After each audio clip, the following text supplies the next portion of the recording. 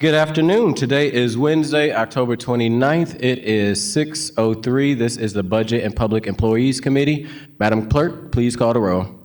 Alderwoman Saunier. Vice Chair Browning. Present. Alderwoman Velasquez. Alderman Devoti. Present. President Green. Chair Aldridge. Present. Alderwoman Saunier. Alderwoman Velasquez. We have 4 present. We have a quorum. Thank you for that, Madam Clerk. With 4 being present, we have established a quorum. Next order of business will be approval of the minutes. I'll take a motion to approve the minutes from Wednesday, September 25th, 2025. So moved. Second. It was moved by the Alderman from the 5th, seconded by the Alderman from the 9th. Madam Clerk, please call the roll. Alderwoman Saunier. Vice Chair Browning. Aye. Alderwoman Velasquez. Alderman Devoti. President Green. Aye. Chair Aldridge. Aye. Alderwoman Saunier. Alderwoman Velasquez. We have 4 aye votes. Thank you with that. Thank you for that, Madam Clerk. With that, we have approved the minutes from Wednesday, September 25th, 2025. Item number 4 is board bills for review. We do not have any. Item number 4 is board bill. Item number 5 is resolutions for review. We do not have any.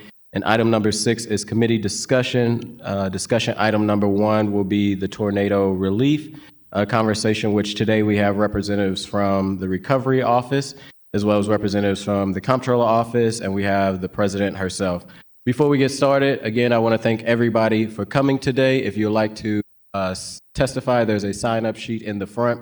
The reasons of having these monthly meetings is a few months ago, the Board of Aldermen passed a board bill that allocated $30 million of interest money to go to the tornado. One of the caveats that was in that legislation that was added to the bill by Vice Chair Browning was to hold public hearings on the expenditures of RAMS money to ensure that there is transparency, but at the same time so that the community can know how those dollars are being used, especially in such a devastation of the tornado. This is our 3rd meeting, and really want to focus with this meeting of having all the representatives from the Recovery Office, which the mayor is one of the members of ENA, the representative from the Comptroller Office, which the Comptroller is a member of ENA, as well as the President. A lot of those decisions when it comes to funding start with ENA. There is a process where the Comptroller has some process in that once those dollars are allocated. And I think as we get into winter, and there's been several months since those funds have been appropriated, it would be good to get a holistic approach of what has been spent, what has been allocated, what contracts are still being waited on. So with that, to be respectful of everybody's time, I will jump right in and have Mr. Jim from the Recovery Office come up and do a presentation, followed by somebody from the Comptroller's Office, and then President Green. And everyone that speaks, please state your first and last name, just for the record. My name is Jim Hill. Can you turn your mic on, Mr. Jim? Yep, there's a little button. You just click that. If you want to hold it, that's up to you too. Okay, thank you. My name is Jim Hill, and I am the Chief Cost Recovery Officer, and I'm a member of the Recovery Office inside the mayor. And thank you for the opportunity to meet with the BOA Budget and Public Employee Committee for this update. All right. Okay, here's the agenda, and just for a reminder, the focus of this forum is on the Recovery Office funding and transparency updates. So it's how the money is being spent across the recovery effort. That's RAMS money, other funds that we have. A deep dive into the status of the RAMS funds or the Recovery Office funds. Actions to date that we've taken along with the Comptroller's Office and the Board of Aldermen to improve the speed of procurement and deploying these funds, and then funding priorities for the next month. Unfortunately, in my role, I'm not the mission or programmatic leader, so updates around winter shelters and housing, demolition and debris removal, home stabilization repair, that's not where I spend my time. I do have 2 people with me, Adam Pearson, who is the the task force lead for the resident and community services within the recovery office, and Dylan Holloman, who is the housing lead, housing task force lead within the recovery office.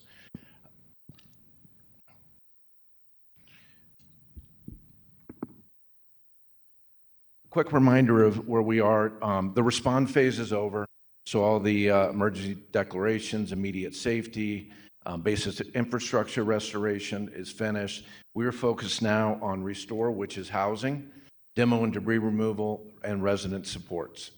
And we have just recently launched neighborhood visioning and strategy with neighborhood task forces that are being formed. The four core areas of focus are around maximizing available immediate housing and shelter, eliminating debris, demolishing unsafe structures, and repairing infrastructure, establishing resident support systems, and launching formal community engagement, because the community is going to be critical to a successful recovery. While the focus of this discussion will be on the RAMS fund, I wanted to highlight the different funds that have been deployed by the city in response to the tornado. First of all, we've spent about $30 million in just responding, which is the emergency response, so police, fire, EOC, replacing traffic signals, street lights, et cetera. And then we've spent about $19 million on debris removal so far, with a lot more to go. With Noel's help, we've been able to free up about $37 million of ARPA, CDBG, CDBG-DR, HUD, MSD, and other funds that will be focused primarily on housing, but also on some debris removal. And then, of course, we have the RAM settlement interest, which the focus there is housing and resident support. There's also an additional, so far we've spent or allocated about $95 million. And then there's $180 million estimated that will come from FEMA and the state for the private property debris removal. And then we have $100 million from Missouri Senate Bill 1 that will fund private property debris removal that is not eligible for FEMA reimbursement.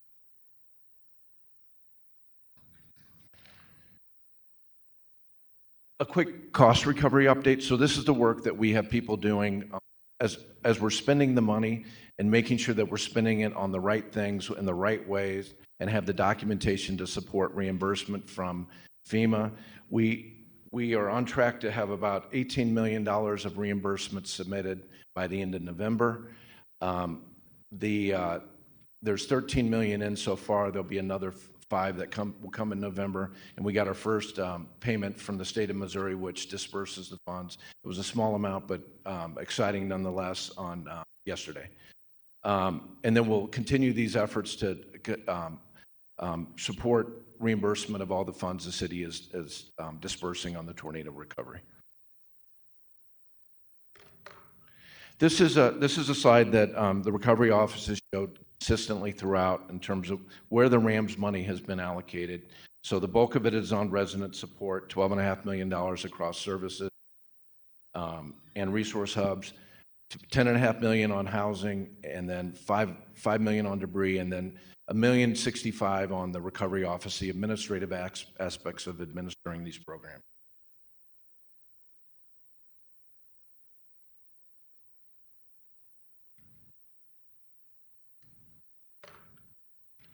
Okay, and here's where we are in terms of, so there's the $30 million that's committed by priority area. We have awarded contracts totaling $23.65 million. Many of them are in the process of being executed still, but in terms of going through the process of creating an RFP, forming a selection committee, meeting with bidder, collecting bids, meeting with bidders, selecting a winning bid, and then going through the special linear A process to award the contract, we have completed almost $24 million of that. So there's another $6 million to go. And there are several RFPs and NOFAs that will run its course in the next week or so. And there's some funds that'll be available for other needs. So we've got a NOFA that closes on Friday for winter warming shelters. We have an RFP for home repair construction management that was issued today. that will close on November 10th, and that is bringing outside expert support that have done this kind of work to really accelerate the home repair program. And then we have the ANOFA that closes Friday for additional vacant unit turns, about $1.25 million.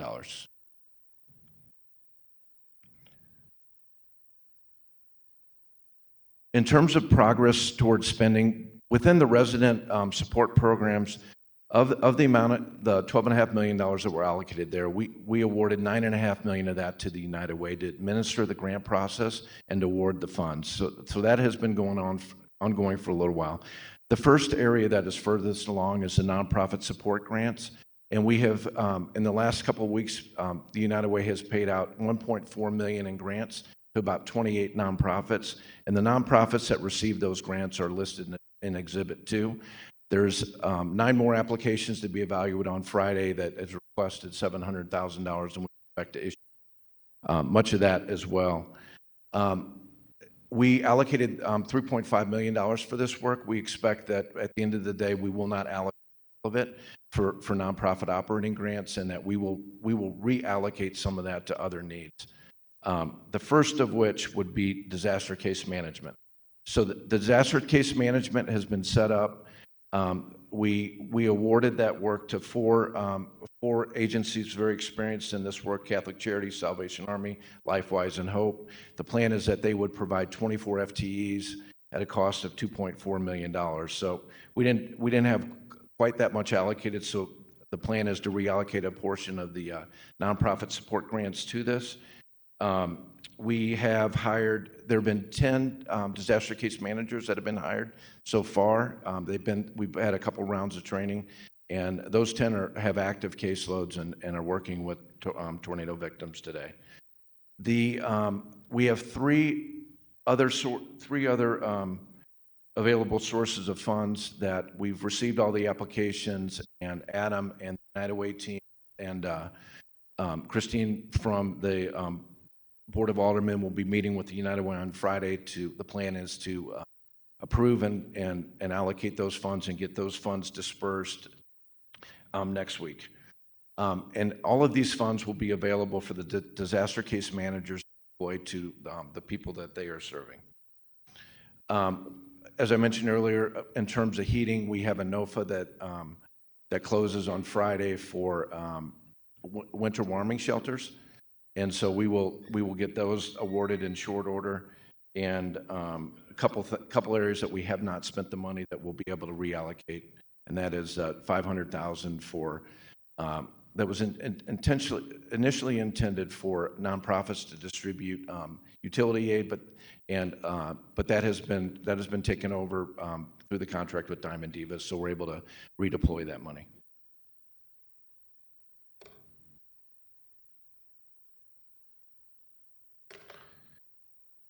The next area is the disaster resource hubs, and we've got a stopgap resource hub that the contract is in process of finalized that will take us through the end of November. And then there's a longer-term strategy that Adam and team are working on to set up those resource hubs for at least the next year or so. And then, as I mentioned, on the procurement and distribution of supplies, a contract was executed with Diamond Divas to manage the warehouse, the tornado supplies warehouse, and so that is in place. And then in terms of housing, we've got a couple of the Healthy Home Repair has been awarded. It's being administered through CDA. Progress is happening there. We've had 4 homes that have been completely repaired and another 22 that are in process today. As I mentioned earlier, we've got a proposal for home repair construction management for $2.95 million. Those proposals will come in on November 10th. That will be awarded, and that'll provide the construction management to accelerate the deployment of those funds, with the idea is that we would hopefully be able to repair 60 to 80 homes with those funds. We've awarded $2.75 million of vacant unit turns to turn 219 vacant units into available housing. That the contracts are being finalized there. and that work will be starting soon. And then we've got a NOFA that will close on Friday for an additional $1.25 million in vacant unit turns. We have selected Forward to administer a deposit and rental assistance program, the amount of $1 million. The program design is being finalized, and that will be launching in the next couple of weeks.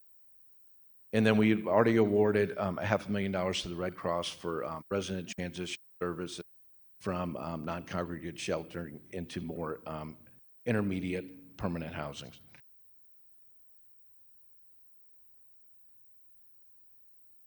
In terms of debris removal, we have selected Tetra Tech to administer the rights of entry, hazardous structural assessment, structural inspections, and cost estimates. This is the first critical step in the private property debris removal. And so we launched that on the 15th. An outreach center has been set up in Urban League on Natural Bridge. That opened last week. We've already received 450 applications for the end of the day yesterday for to start the right of entry process, the first step of which will be title search. Then we got another $350,000 that we're using to fund AmeriCorps, who are doing debris removal on their own, and also dumpsters and other supplies that community-led debris removal efforts need to be able to complete their work. And then finally, we've got the recovery office staffing and the Tetra Tech contract for cost recovery consulting. Tetra Tech started about a month and a half ago, and making good progress and getting costs submitted so we can accelerate reimbursement. Okay, so there's been a lot of learnings, and as you guys know, I joined the city a couple months ago and so it's been a real learning for me, just in terms of how to get things done. But I've identified barriers, and most importantly, we've taken some actions to accelerate procurement and deployment of these funds. First of all, on the grant management side, as I mentioned, United Way on the resident community services, we have outsourced the grant management so they can move it. They can get it done a lot faster than we can do. We just don't have the resources or expertise to do that. And so we're using them for additional capacity. There's a very structured, rigorous process for RFP selection, EMA approval, and to be able to get out ahead of that, we have scheduled well in advance selection committee for the recovery office and special ENAs that happen once or twice a month, and those will be scheduled through March of 2026 at this point. There's been, the contracting has admittedly been slow, and a lot of that some of that falls on the recovery office, and we have a weekly update with all the right parties in the room to talk about where contracts are, where they're being held up, and what do we need to do on. So hopefully that will help a lot. The Comptroller's Office is implementing an Oracle contracting module that'll automate the workflow, which will help a ton too. We won't have to walk the halls with paper documents, looking for signatures. We'll be able to, that'll automate that workflow, and we'll also be able to know wherever a contract is at a point in time. And there's the pilot is launching in a couple of weeks, and hope to have that at our disposal very soon. And then we've had a lot of discussions, and I know Alderwoman Saunier, Julian has spoken with you about potential ordinance changes and things to make doing things easier as much as we can. So that's something that the recovery office is very focused on as well, and including collecting opportunities to make things move faster. So in terms of priorities over the next month, continue to get these funds deployed. We know it's slower than people want. We've got to get these out there. A couple of things that we will be focused on is the United Way allocations will run their course. We'll know how much money is left over and available to deploy to other United Way needs like disaster case management, hunger, legal support, whatever the most pressing needs are. And then we've got a handful of these NOFAs and RFPs that I mentioned, the warming centers, the home repair construction management, and the vacant unit turns. So all in all, lots of progress. I know it doesn't feel like that for those that are impacted. But the Recovery Office is working as hard as we can to get these funds deployed in the right manner and on the right things. So thank you. Thank you, Mr. Jim. So that we don't, committee members may forget and we don't go to each department and they forget, I'm just going to go in order. With seniority of questions that folks may have for you in the Recovery Office, starting with Vice Chair Browning. I'm going to wait until heard from the public, if that's all right. Okay. Alderman Devotie. Yes, so Mr. Hill. My apologies. Mr. Hill, we talked, or obviously you have in hand a set of priorities. As we look at where funds are, what's been allocated, what is out the door, what is yet to be contracted, what are the priorities remaining from your viewpoint in the Recovery Office? Well, for sure it's housing and unmet citizen needs and shelters and warming centers to get through the upcoming winter months. But housing and home repairs is the overwhelming priority. Adam, anything? Okay. So certainly with respect to home repairs, I know that one of the items you mentioned, there is money to be allocated and to be contracted. This past week, Mr. Nix came down to the 5th Ward and gave a extremely educational presentation. My understanding is it was the first time he's ventured outside of the tornado zone to give his talk. With respect to where we stand on funds, what can we hope to accomplish with respect to housing needs, including intermediate housing needs with the funds that are still not allocated or contracted? Not much, right? Right. There's just, yeah. So, and in fact, I saw with respect to your home repairs, I mean, we've got 4 houses done, we've got 22 in the works, we've got 2.95 million that you're hoping to repair 60 to 80 houses. As we are moving toward the end of this $30 million allocation, what is, I mean, I would assume we're going to need to talk about what's next. Yeah. What's next from both a priority level as well as when you're looking at your crystal ball, what funds are going to be needed to at least give a real shot at meeting those priorities?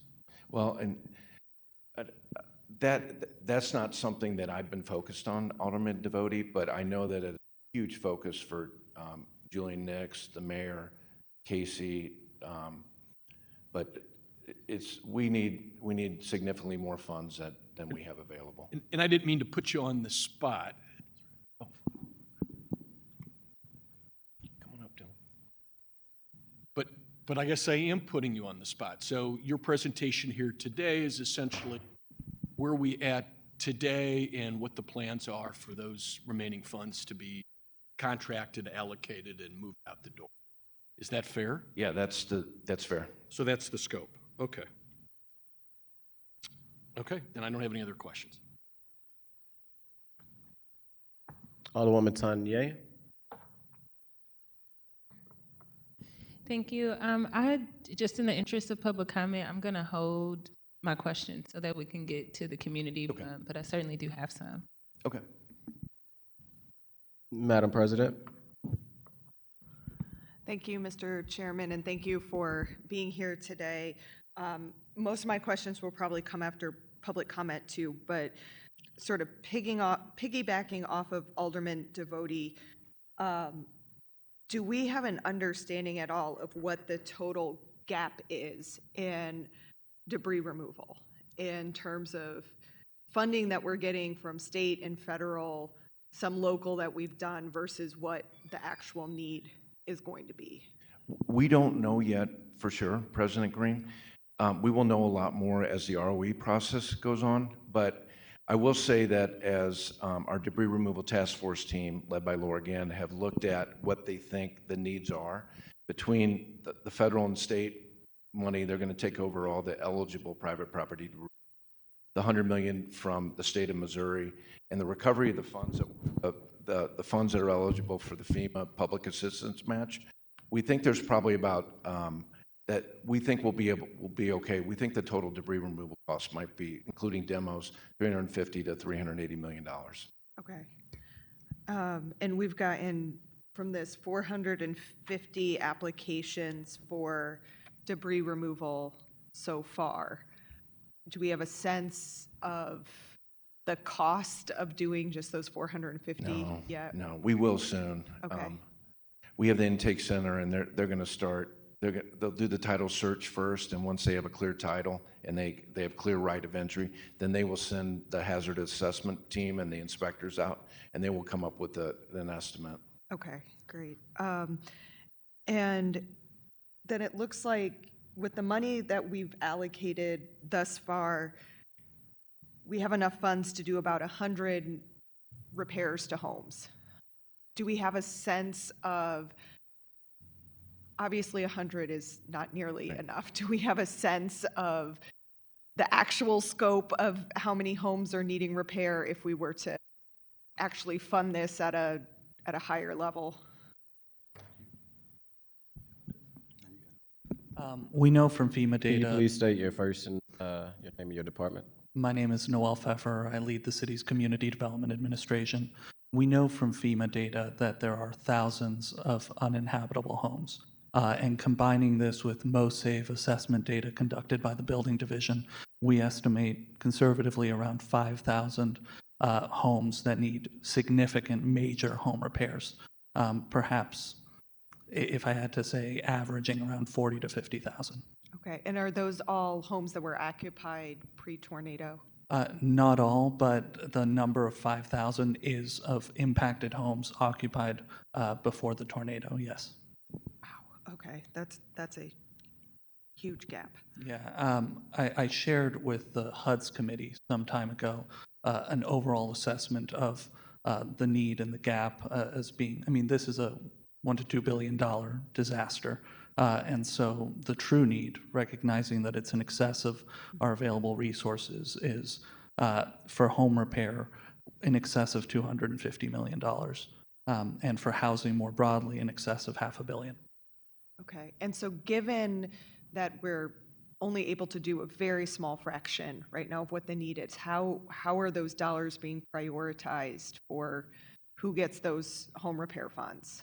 So the truth is that home repair, practically speaking, is not a short-term solution for the vast majority of impacted families.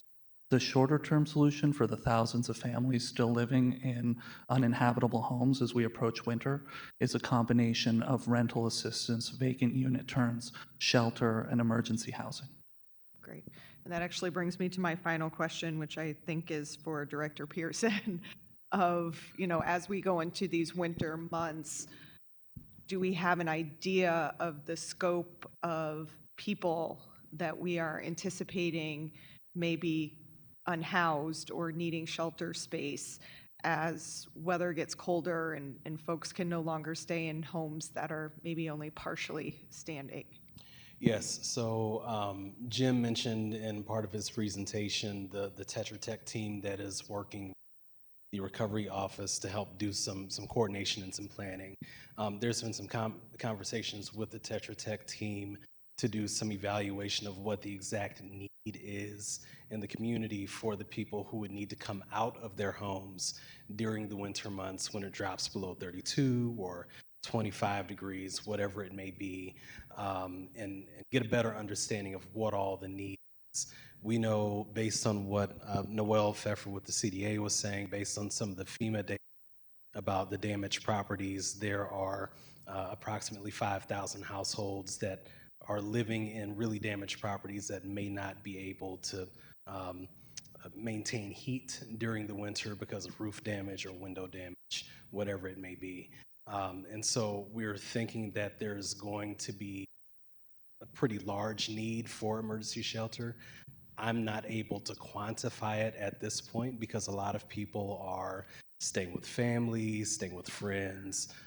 Maybe the insurance is paying for a hotel stay. I think some of them have rental assistance with FEMA, continued rental assistance with FEMA. And so some people are helping to resolve short-term their own housing instability.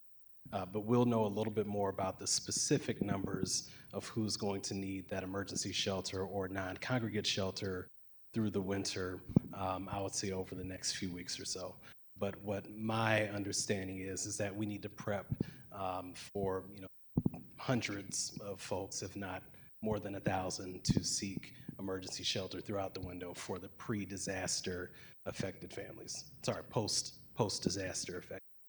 And that's to kind of talk pre-disaster, and that's on top of already existing unhoused population that I think I last saw was around 500 unsheltered. Yeah, so typically the city funds like a baseline number of shelter beds. I think this year it's around 400 emergency shelter beds. What we need in collaboration with the continuum of care, we've been having a lot of conversations, is around 500 additional shelter beds to meet the need for the individuals who were unsheltered during the point in time count in the winter of last year.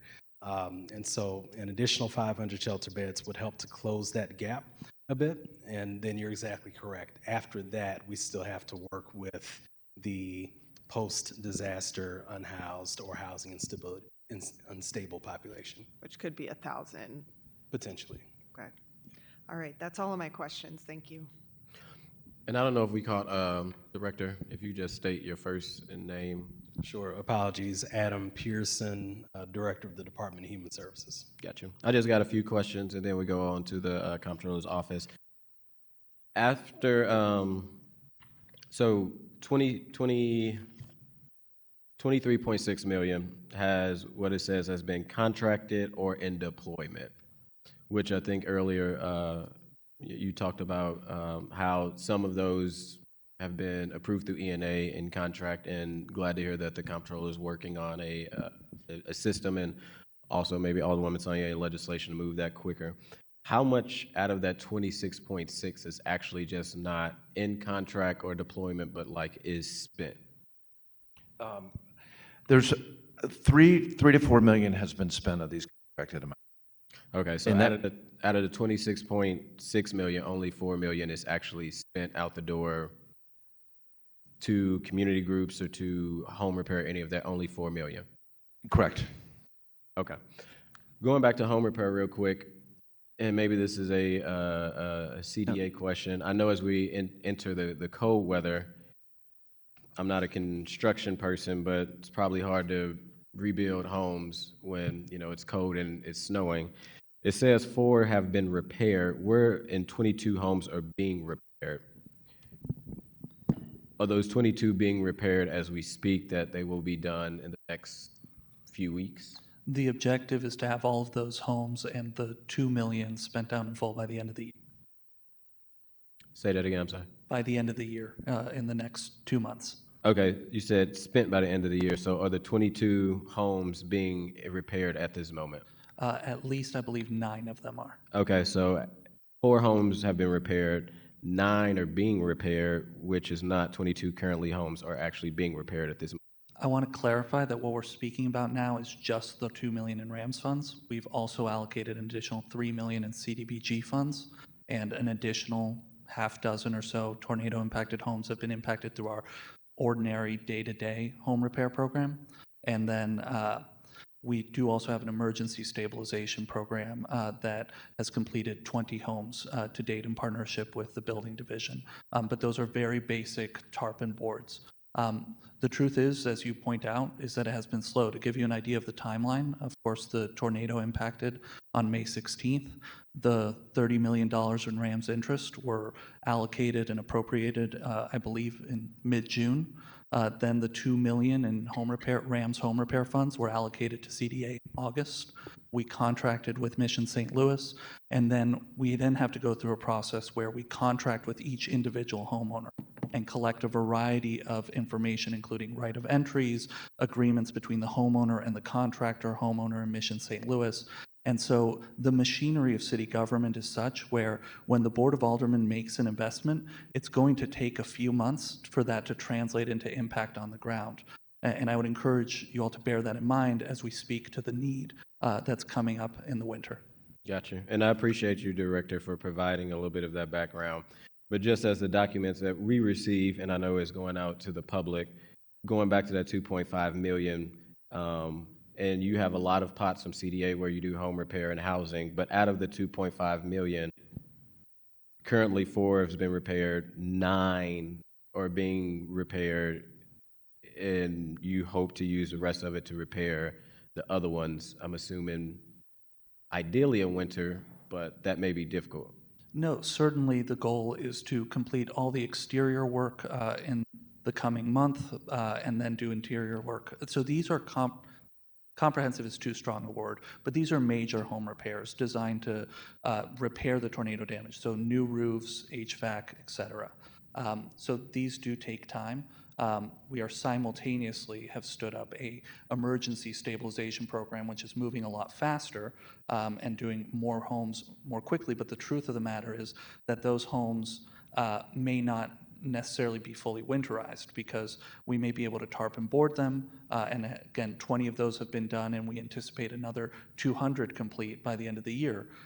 But those homes will not necessarily have HVAC, may not be weatherized. So the truth of the matter is that home repair is a long-term recovery program.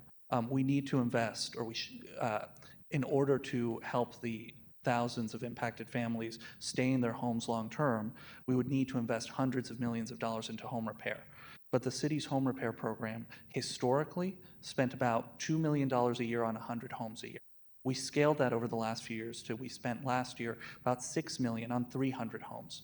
We can scale that even further, and that's what we're doing in part by issuing this RFP to bring in a big national partner, and we can scale further. But even in the best of circumstances, there's no world in which we can do hundreds of millions of dollars of repairs in less than 2 to 3 years. And so that's a long-term recovery play. It's not a winter, and it's necessary, but it's not a winter shelter. When we talk about the home repair, is there like how you, I know home already exists in CA. I know typically residents have said it takes forever to get just home repair before the tornado. Now we are post-tornado, how are you prioritizing who is getting kind of the home repair? Is it from what happened post-tornado? So we've created a new tornado recovery intake process and wait list. And so we aren't requiring folks who are impacted by the tornado to wait behind the over 1,000 folks on our wait list around the city already. Again, there was a crisis before the crisis here with respect to extraordinary home repair needs. But we are working to scale the program as quickly as possible. But there's a limit to what is possible. I will say, in addition, that of the $5 million allocated of RAMS funds towards home repair, only $2 million has been kind of authorized for CDA to allocate towards specific households to this point. The other $3 million is being RFP'd for this big national partner. And Gotcha. so, and I appreciate you brought that up because I want to, usually we do go with the audience or people in attendance, but I just want to ask some questions that may actually give maybe people in attendance more information on what's going on from direct questions. Speaking of that, so 2.5 went to CDA. We have 2.95 million that is a proposal date of 11/10. So that RFP has not went out for the additional 2.9 million to start, noting that the process is long through ENA contracts. That hasn't even started, and that is to start in November 10th of next. if I may, in the interest of transparency, our preference at CDA was to run those funds through our existing home repair contract with Mission St. Louis. Frankly, bringing on a big national contractor for $3 million in home repair is overkill.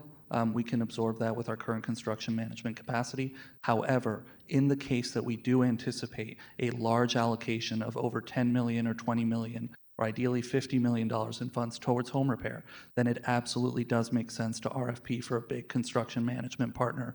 And we want to do that now before, so that we can hit the ground running after winter and with that appropriation. But frankly, our preference would have been to allocate the full $5 million to home repair immediately. But that allocation was not made. And maybe that's also a Jim question, because I'm trying to figure out what was the thought of doing 2.5 to Mission St. Louis and then now we're waiting, that has not went out yet, to do 2.95 million to go out for somebody to bid on it, which that will take 30 days or 10 days, whatever, it takes some time, instead of at once doing the whole 5 million for home repair to start getting that money out the door. As it's getting out the door, Mission St. Louis, we're holding up progress by waiting to do it instead of just doing it in one whop. And I was not part of that decision, so I can't answer that. Gotcha. I did want to clarify the RFP. So the RFP went out yesterday.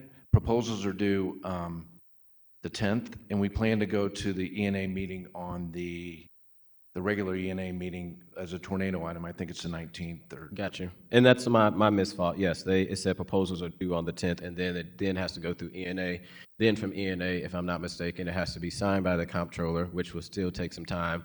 All of it knowing that how antiquated city government is, it probably would have been great to do it in, again, one whop of the whole 5 million. Whoever, I guess, since Mr. Julian Nix is not here, and I know there is a representative from the mayor's office, hopefully we can get that answer of why that happened, just for clarity. And then one other quick question, and then I think Alderwoman Sonia had a question.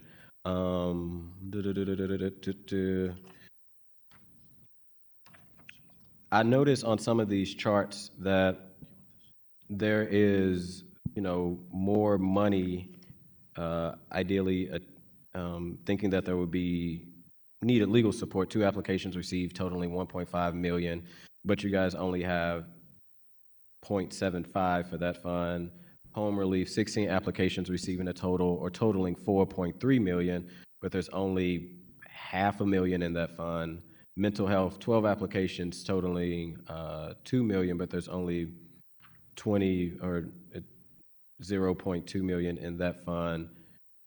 I guess is the goal that maybe, as Mr. Jim mentioned earlier, that maybe all the funds from the non-for-profits won't go through and you'll move money around and then these different pots?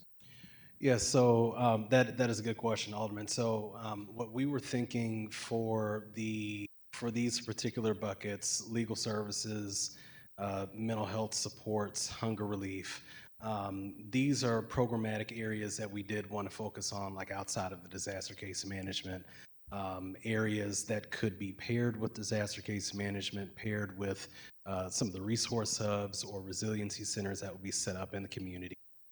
The feedback that we got from FEMA partners, folks who have been doing some home repair, is that to resolve some of the home repair issues, resolve some of the debris issues and getting access to people's property, there had to be some sort of concerted effort to solve some of the legal issues related to housing ownership or heirship properties, the deed when it comes to who actually owns the properties, because I think that affects the rate at which some of these repairs are supposed to be made.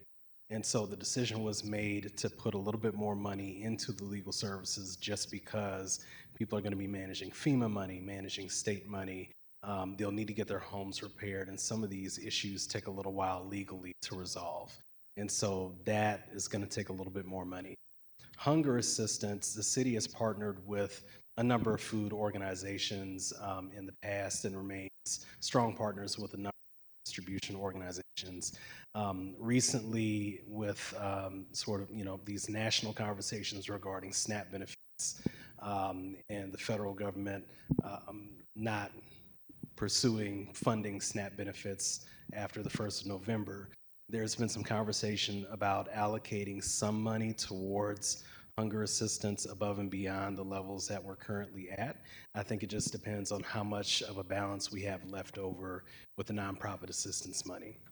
But all of that, we still need to support disaster case management, right? We still have to get people back on their feet, back in their homes, assist them with managing the FEMA money, the state money, any city money that they get. And I think disaster case management is going to help with some of that as well. So there are a lot of different needs across a lot of different categories. Obviously, the funding is finite.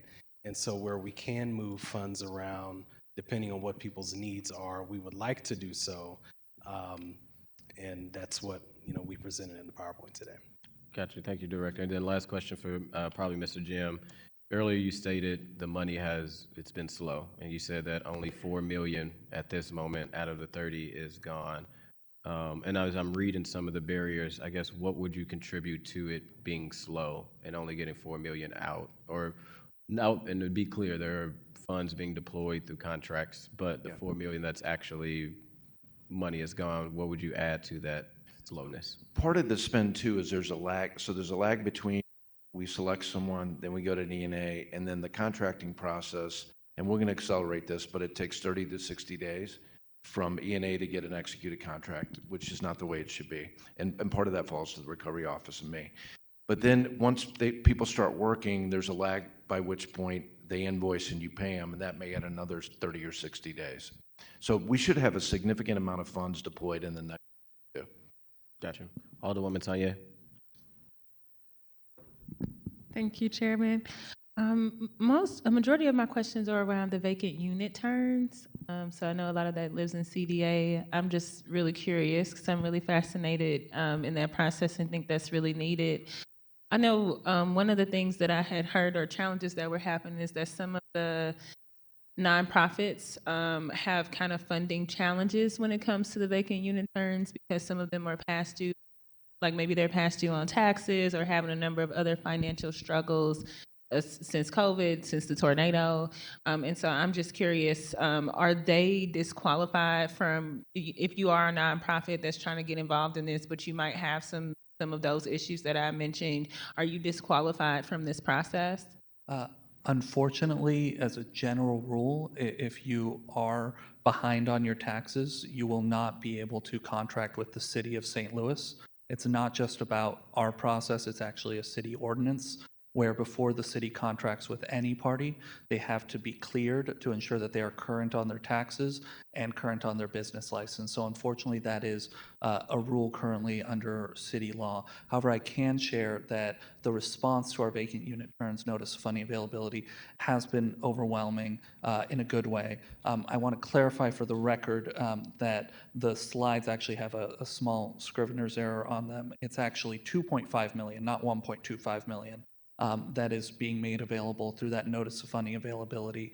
And 1.5 million has been committed already towards vacant unit turns at Fox Manor, at Homer G. Phillips, at Parkview Apartments with the Housing Authority, and in partnership with RISE.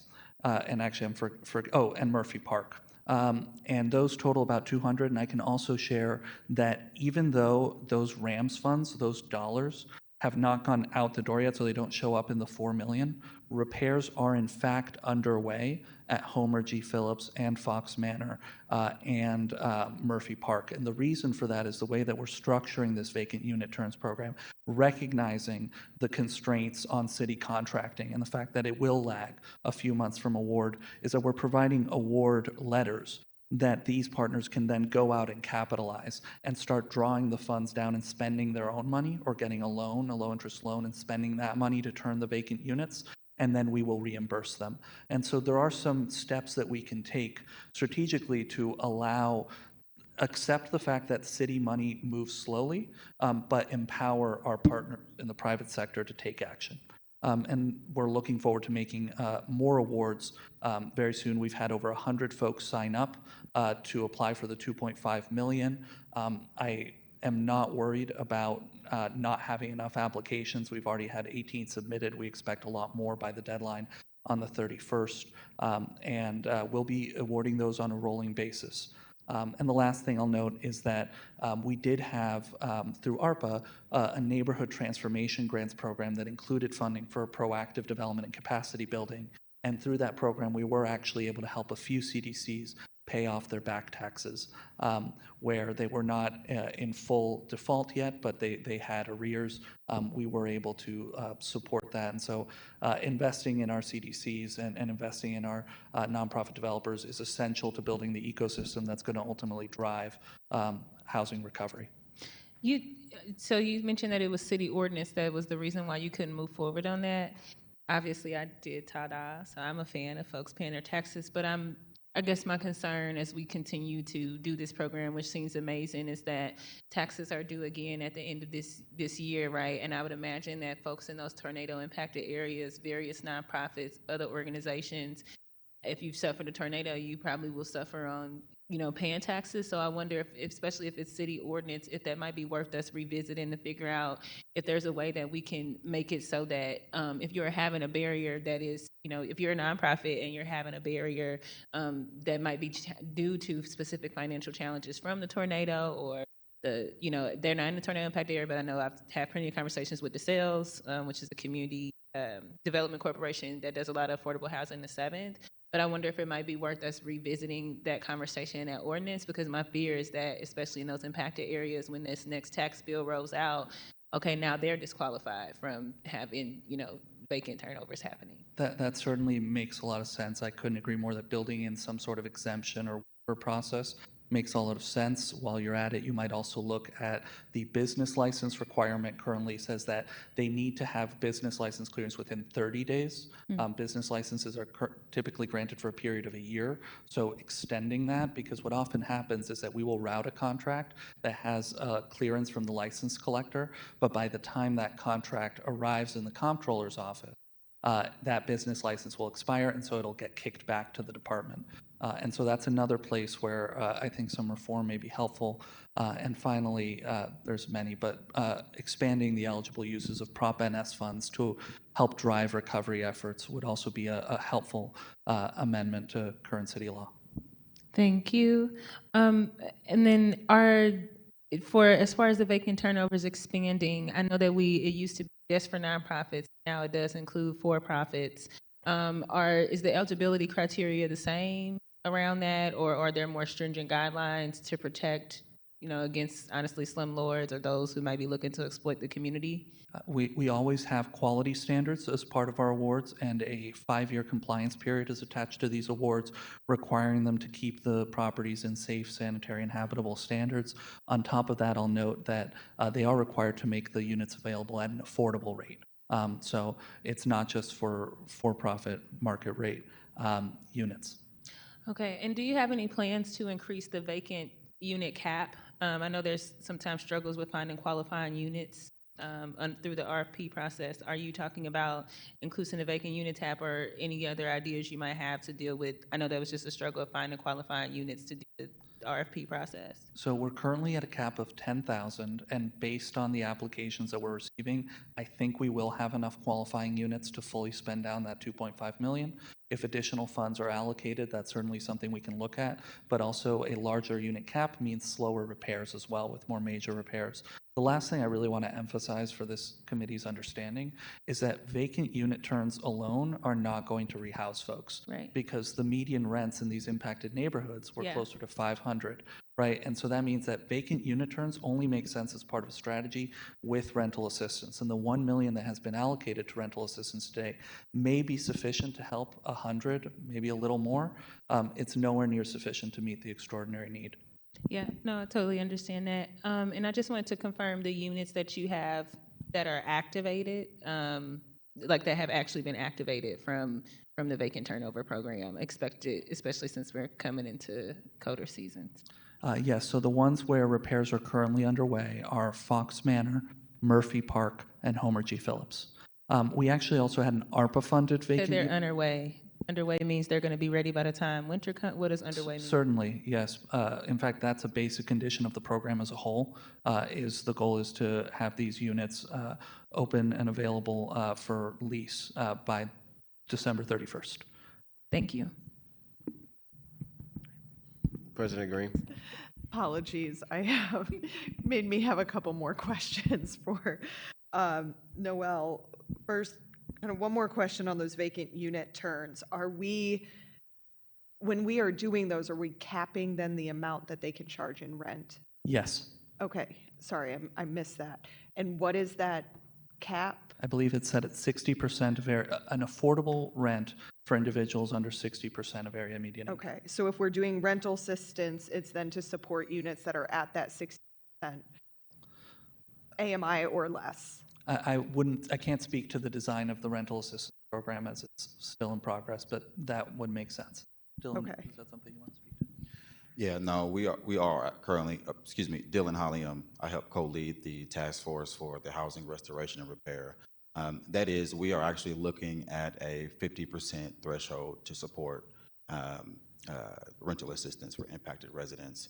And if I may, I would love to clear up another question. I don't, if that's okay, I would love to clarify Alderman Aldridge's concern around the home repair and why we chose to go a route for the national partners. For the record, could you state your name and department? I'm sorry. Dylan Holliam, SLDC, co-lead the housing restoration and repair. The reason we did that is really for capacity. We understand that there is limited capacity in what we could do right now, and we understand that these larger firms have disaster recovery experience. They also have bonding capabilities to be able to pay contractors quickly and more efficiently so that we can continue to do the work. Although this is a pilot to do those 80 homes, we do understand that with this, we do want to continue to fund this work. As Noel said, this is a long-term effort, so we do understand that this home repair process will take long. And so we do want to be able to maximize all additional capacity to support our residents, whatever we can to get more homes back online. Thanks. Then I have one last question, I think, for Jim. Talking about, being slow, you mentioned how once something passes E&A, it's 30 to 60 days to get an executed contract, and this may actually be a comptroller question. I mean, we've been having special E&A meetings every other week to push things through as quickly as possible. It's 166 days post-tornado. And still, we're seeing that a significant amount of money has not actually made it out to the community. It seems like that 30 to 60 days isn't actually happening, or there's a breakdown somewhere else. I'm trying to figure out where the breakdown is in the problem, to the fact that we allocated a bill back in June, and this money is still not completely deployed out to the community. To date, the average has been 30 to 60 days, and that is something that we focus on and really accelerate. It's doable. And the comptroller's department's been a great partner in this, and they've been super helpful. It's doable. What is the ideal for where you think we can get to? I think we can get to 2 to 4 weeks. So on the cost recovery one, for example, we went through special E&A. Once we selected, we went through the special selection committee. Once we selected a firm, there was a 5-day gap between that selection and the special E&A. The city councilor's department worked with the firm that we had selected and had the contract drafted and ready to go. It just didn't, from there, it just kind of fell by. I don't have a good answer. Okay. But it's a focus. And just to be clear, if we ever need to schedule more E&A meetings because every other week isn't enough, Yeah. I mean, I'm sure that all members of E&A would be willing to do that. These meetings are pretty quick, and we know the importance of getting these contracts moving. Okay, thank you. This is going to be a major focus for us, though. Okay. No further questions? All right, thank you, guys. We're going to be efficient with this. Next, we'll have the comptroller office have their representatives come up. Please just state your name, title, and appreciate the handout to kind of talk about the comptroller's role in contracts when it comes to the $30 million. Yeah, sure. My name is Jason Fletcher. I'm the Deputy Comptroller for the Comptroller's Office. Thanks for having us here tonight. Thanks for coming. Also have, do you want to, Don Neese and Mackenzie Looney, Executive Assistant. So thanks for having us tonight. Good afternoon, members of the board. I have a statement that I'm going to read because we play a much smaller role in this, but very important. So I don't have a presentation for you guys to look at. So good afternoon, members of the Budget Committee. Thank you for inviting us to discuss and answer questions regarding the City Tornado Recovery Program. With the Mayor's Office spearheading the recovery effort work along with our support. We want to thank them for their hard work and the presentation that they put together. For your review, because of that limited scope, but very important responsibility that we play, we provided the contract review process workflow, as well as the tornado recovery budget and contract law. These materials outline the contracting process and each department's recovery budget, along with their expenditures to date from the moment of the tornado to date, what each department has expended and what funds remain. So that was provided prior to the meeting so that you guys have that and you guys can ask some questions. So our office remains committed to the responsible management and continue to support the city's recovery efforts. Our role largely is regarding requisitions, purchase orders, invoices, the processing of invoices, and getting checks out the door. One of the smaller roles, well, one of the most important roles we play, although it's probably smaller in nature, is the contracting process. Invoices, as you can imagine, are much more voluminous. So we get a ton of invoices that come through. The contract process, we're one in line of many for the final signature of the comptroller herself. So we do play a role in that, of course, very important role in that. But the requisition, purchase order, and invoice process, as well as getting the checks out the door to the contractors, that's the most voluminous role that we play. And then, of course, we're always available to collaborate with the mayor's office, which we do often. So yeah, just open it up to questions if you guys have any. Thank you. Vice Chair Browning? No questions, thank you. Alderwoman Tanya? I don't have any questions for you all. I just do want to say that I look forward to some of our procurement conversations and working together on that legislation to help with the process. Alderman Devoti? No questions. President Green? Okay. I'd have questions. I don't know if everybody received it, but to be able to paint them a picture of what we received from the Budget Committee to the public. So this is Tornado Response and Recovery RAMS budget, total budget $30 million, which talks about the $30 million that the Board of Aldermen passed. Then we have the PO, which I'm assuming or is about 8.8 million. Sure. Of that 30. Does that mean, could you kind of explain what that 8.8 is? Sure. Yeah, so for everybody in the audience, we submitted, this is the budget from the city's accounting system. So the first column is actually by department. So it's listed by department. There are four, we call them cost centers. There are four departments largely that have received the $30 million to spend. Within that, you'll see the programs in which we were asked to set up. So for instance, disaster case management or disaster operational support and the rest. So it's all broken down. The total budget column is the full 30 million by department and program. The obligation column is what we currently have under contract. So obligation or purchase order means we've received a contract, requisition was put in place, they gave us a contract, we reviewed it, the comptroller signed it, then it turns into a purchase order and obligates the city to spend those funds. Gotcha. If we could pause on that. So what's the difference when Jim is saying we've obligated or deployed 23 point something million, and then the... Sure, yeah, the 16, so right now there's $16 million RAMS money contracts, roughly $16 million of RAMS money. Then the numbers that the mayor's office is discussing is more inclusive because it includes CDBG. And so this presentation or this discussion tonight, it was my understanding that we were talking RAMS money specifically. So the budget I have before you is the RAMS money specifically. Yeah, and I think with the RAMS money, they're saying on one of the slide shows, it says 23.6 of the 30 has been contracted and deployed with clear plan of remaining funds from RAMS. Yeah. So they have, during discussions and conversations with the contractors for that amount of money, what our column shows is 8.8 million plus 3 million has already been spent. So that's 12, roughly 12, because it's 8.8 plus 3. And there's 4.5 million that they're in discussion with that have yet to hit the accounting system.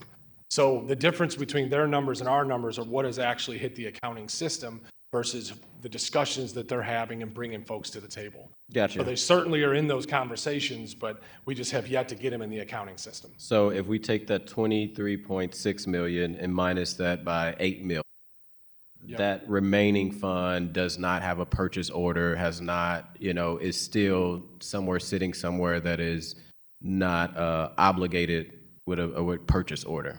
Yeah, there are several $1 million worth of contracts they're in negotiations with, not have a purchase order yet. They have not been signed, and they're still in the review stages. And what's actually been spent from that 30 on this document that went out the door, purchase order, comptroller signed it, went through the whole process, is 3.3 million. That's right. Yep. So- Out of the $30 million, we have sent checks for is $3 million, roughly $3 million. So. Okay. No other questions for me? Any one remaining from the committee? All right. Thank you, guys. Well, thank you so much. Madam President, you are up.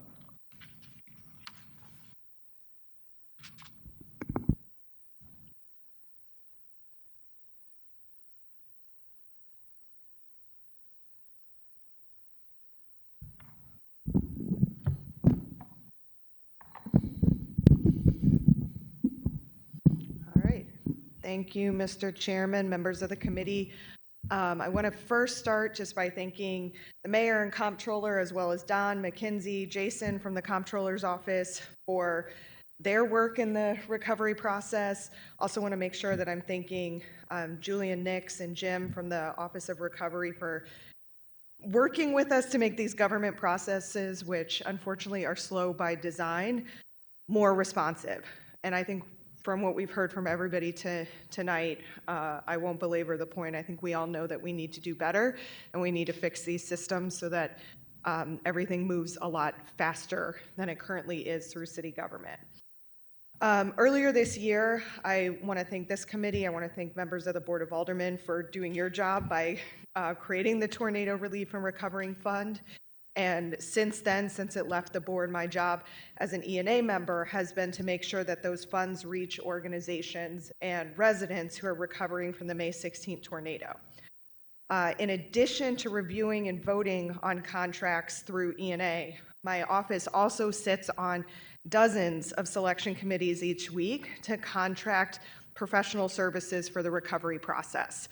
My policy director, Christina Garamindia, as well as my chief of staff, Jay Nelson, have been spending countless hours reviewing expenditures, interviewing vendors, making recommendations to the Office of Recovery, all on top of their pre-existing jobs and the regular allocations and PSAs that they sit on. In those conversations, I've directed my office to advocate for what we're hearing from grassroots organizations. My chief of staff, Jay, is here this evening. I've had staff at each of these meetings to make sure that what we hear here is being made into those negotiations around contracts. In those, to date, E&A has approved expenditures for roughly $15.7 million of the $30 million that was authorized in Board Bill 30. And as E&A, we also have set up bi-weekly meetings. Typically, E&A meets on a monthly basis. We've been setting up meetings that happen every other week so that as a PSA occurs, as a recommendation is made, we can more quickly get it through E&A and over to the comptroller's desk. But I also recognize that for anybody who is waiting for their home to rebuild, who is looking for a place to live, we're not doing enough and we're not moving fast enough and we're not delivering the results that they expect and deserve.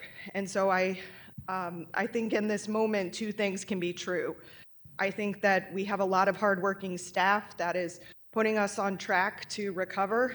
And I also think that the city can and should do more to reform our processes so that these move faster. I want to close just by saying that as we move from crisis response to stabilization to recovery into eventually rebuilding, residents' needs are going to change. And that's why my office is in constant dialogue with community leaders, many who are here tonight, the Office of Recovery, and my colleagues on ENA. And as president of the board, I will continue to exercise my oversight authority to carefully review these contracts, make sure that the decisions we make reflect what we're hearing from residents, and work with the board, the community, comptroller's office, mayor's office, to see how we can refine these processes to make them move faster. And with that, I'm happy to take any questions from the committee. Thank you, Madam President. Vice Chair Browning. Thank you, President Green.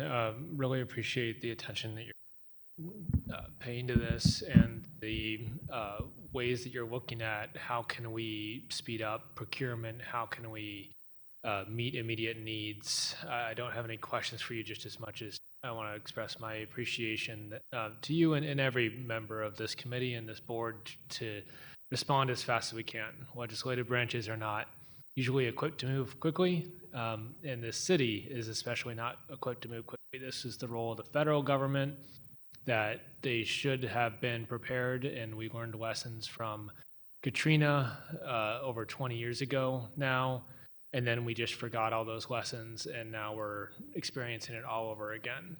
My hope is that this can be a lesson for the future, that we can improve this process, because St. Louis should be a warning to the rest of the country at this point of the failure of this government, the callous cruelty of this government as they are about to pause SNAP benefits. And even our state government, as helpful as they've been, not even as helpful as they need to be, because this is a more than $1 billion disaster. And so I think we have a lot of work ahead of us, but I appreciate the spirit in which everybody is working together, and I hope that we can continue to do so. Thanks. Alderwoman Tanya. I just wanted to thank you for your leadership on this. I have learned so much more about the procurement processes and how extremely antiquated and outdated they are. And when I really had to see just how much of your staff, of the mayor's staff, the comptroller staff have to spend their times on these mini PSA processes and all of the RFPs and all those things, that is so meticulous that I really just want to thank you, especially on the office, being very open to procurement conversations and for really being willing to streamline a process. I know you were honestly very supportive before the tornado. We were kind of having these conversations, but I think now there's just a will for it. And so I thank you and your staff for just their patience of sitting through the many calls, and also to the person in the comptroller's office for doing that work until we're able to, improve the process. Yeah.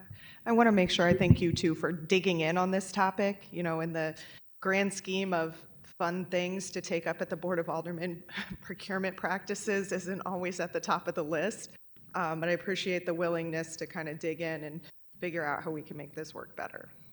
Alderman Devotie.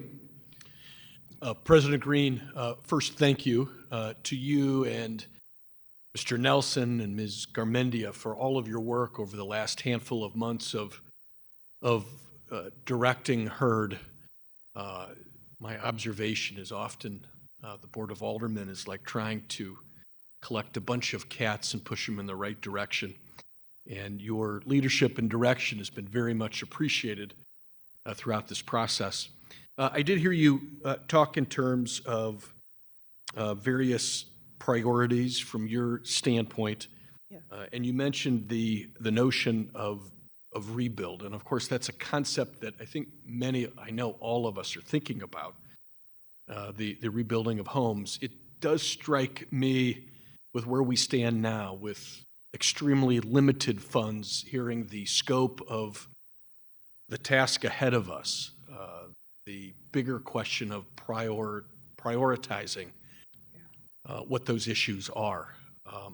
To the extent that you're able to push and prod to get data about what the needs of our North Side's neighbors are. And I think we heard from Mr. Nix last month when we met that data was being collected. And I was hoping to hear some of that data tonight, and I didn't hear any data.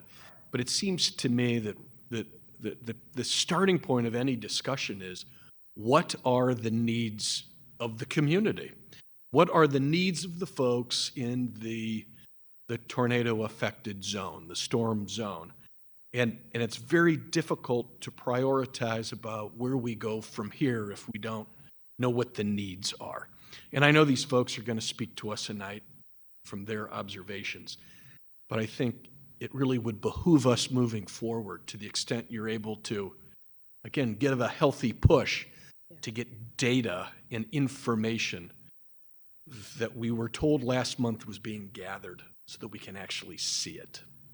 So again, thank you for your effort. Thank you. That is completely heard, and I share that. Hopeful that since case management just started to get stood up earlier this month, that data will be forthcoming, because I share in that concern too. We're operating off of a lot of old data and some assumptions at the moment, but obviously additional funds are going to be needed to address the needs, but we need to have some firm dollar amounts on what that's going to be. Thank you, Alderman Devotie. I also ditto everything you said, not about data, but herding cats at the Board of Aldermen. It's a lot, but in seriousness, President Green, thank you. And also want to thank the Officers of Recovery, the Comptroller. I'm not trying to look like the bad guy by asking hard questions, but I think this is a serious topic. And as you mentioned, we definitely need to get this right. What happened in North St. Louis is the tornado, but let's not act like North St. Louis has been left behind for a very long time. And this is the moment for the city to actually show that, we care and that we're moving quickly and doing things historically that we haven't, which I know this board has stepped up to pass various pieces of legislation. I think maybe more is coming down the line in a record time. But and it sounds like Alderwoman Saulnier is working on legislation to fix this slow process, because, $3 million out of $30 million, when it takes 30 to 60 days, it's nothing that I can go back to anybody in this room or in my ward to say is acceptable. And I'm not even going to say it is, because it's not. But I know there's a lot of things happening behind the scenes that we are trying to work to move forward to improve that. And I want to appreciate you, your team, your office, for all the work that you guys are doing on this. Thank you.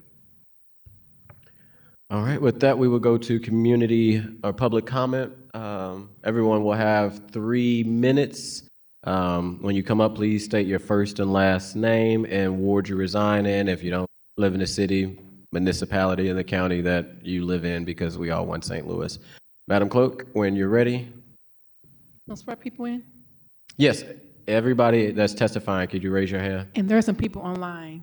Okay, for the ones online, can you turn your camera on, please? If you're testifying and you turned your camera on, just raise your hand on the computer screen. And everyone in the room got their hand up. Do you all swear to tell the truth, none but the truth? That's what you all say, I do. Okay. And the one signing in right now, I just seen you sign in. I'm gonna make sure I'm just messing with her. Okay, Madam Clerk, you can start. Will you also keep the 3-minute time, please?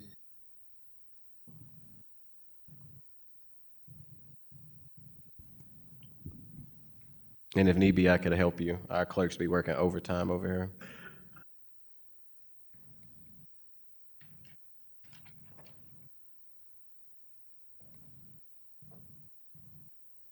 The first speaker is Topher Zudlik.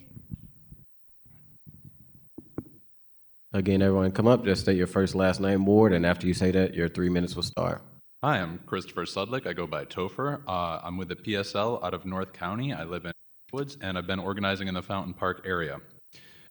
When a system is not doing what we are told it should, we have to take a closer look at that system. So for the Recovery Office, Julian Nix comes from a background in corporate consulting, helping utilities boost their profits, the infamous Bain & Company specifically. Karen Branding was over SeaWorld during the events of the documentary Blackfish and leading up to those events. Patrick Brown has been in the revolving door between business and government, especially for Ameren, for years.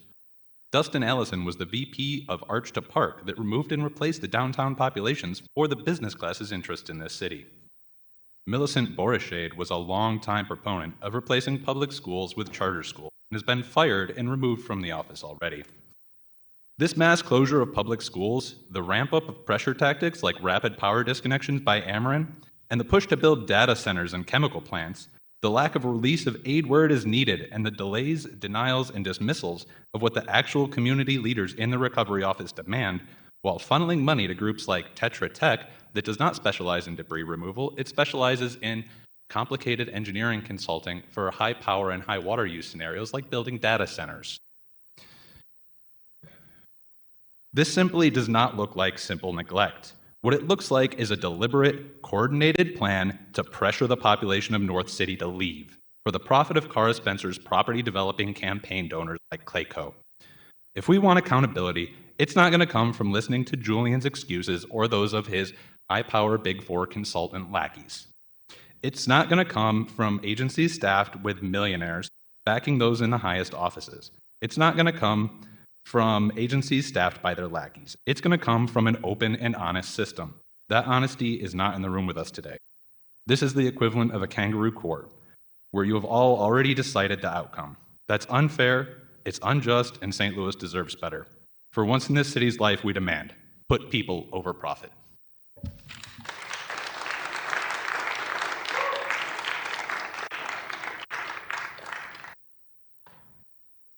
Next speaker is Ryan. I can't pronounce the last name.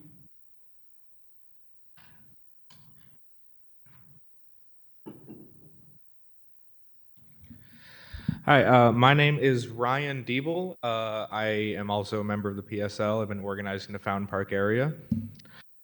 The city's response to the tornado has been wildly inadequate. The north side was already suffering the effects of redlining and historical neglect, and a tornado has made it much worse.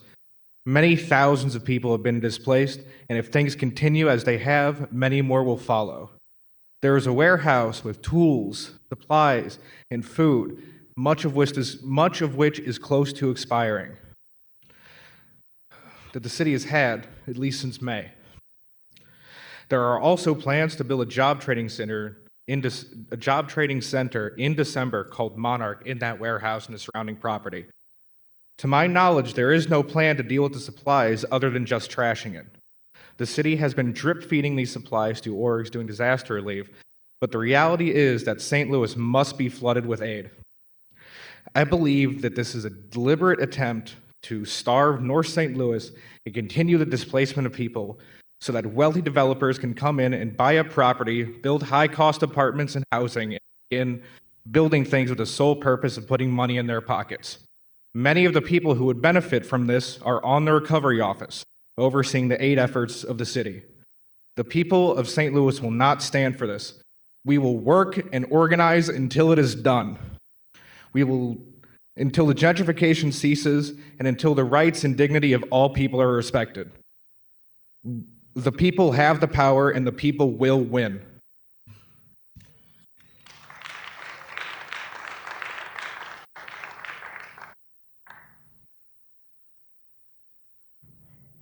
Casey Fowler online. Yeah, I'm Casey Fowler Finn, Ward 6. I've been actually helping out with the Amazing People's Response and have visited numerous homes in North and West St. Louis and talked to many of those in the impacted areas. I want to point out that those older people who have been at these budget meetings the last few months, it seems like your hearts are in the right place, and I'm happy to hear you guys pushing for stuff, but many of the older people, including my own, have been absent, which is really concerning.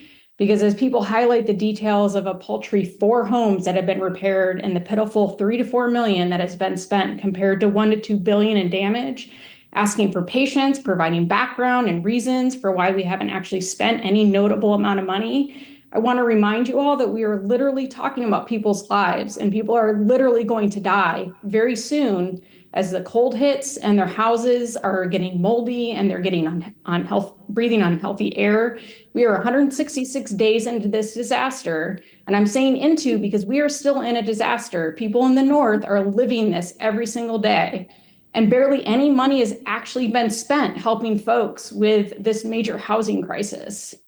My next point is I want to urge the city to allocate all of the RAND settlement money And additionally, the $100 million from housing funds not covered by FEMA that the state of Missouri is providing to North St. Louis. This is not just about fixing tornado damage. It starts to make up for the decades of intentional neglect that has made this disaster as big as it is. We have a choice about how history is going to actually reflect on this. We can either take care of our citizens, especially those that have a difficult time navigating the system, or we can continue the same continued negligence and disenfranchisement of the North. I think Topher pointed out, we are shoving people out of the North, and it is just heinous. We are losing people whose families have been here for generations to the counties. And without North St. Louis is not a city I'm proud to live in. I also want the city to think about why we are spending money anywhere else in the city while people are literally going to die from exposure. I want you guys to halt all non-essential projects and redistribute the money to housing relief. I don't want to see money being spent on a bike path in South St. Louis when people have tarps on their homes that trap carbon monoxide in their homes, and mold grows on their walls, and rain falls into their bedrooms. Finally, I just want to reflect President Green's thoughts and Alderman Devote's question. How have you decided how and where the money's being spent? We have residents that they said what they needed. And have you listened to them? What conversations you've had? Have you talked to the grassroots organizations on the front line? Because they actually have the data. They've been collecting the data since day one, and they know what's needed, and the city needs to listen. Thank you.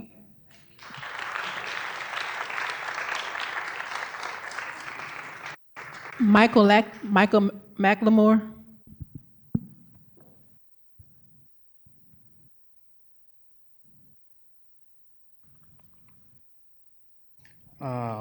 Good evening, Michael McLemore, 12th Ward.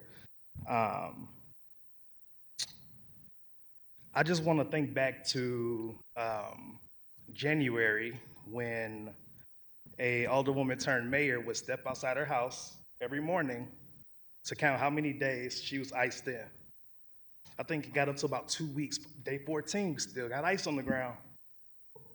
It's been almost 170 days since the tornado. I also want to refer back to the September 30th HUD's meeting when Director Noel Pfeffer in his presentation stated that the current housing crisis is upwards of almost $500 million, with around $169 million needed immediately just to get through the winter. And I say that to say more focus has to be on providing warm shelter and food for these impacted people. The most promising thing I think I heard through this entire hearing so far is that less a priority has been set on simply debris removal. And we heard, I think earlier this week at the Civic Leaders Committee meeting that a big portion of the debris removal process was for optics, for redevelopment in that area. So my biggest question from that meeting was, who are we developing or removing these debris for when the people who live in that area are sleeping in their cars? I read this morning that there were, and I'm going to talk about housing. I know the Paplet said we're not talking about housing, but there were plans to open up shelters that would fit, roughly 1,000 folks in them. That sounds more like a refugee camp than actual housing for anybody. It is for these reasons that I recommend that we consider allocating all of the RAMS money to the impacted people of North St. Louis.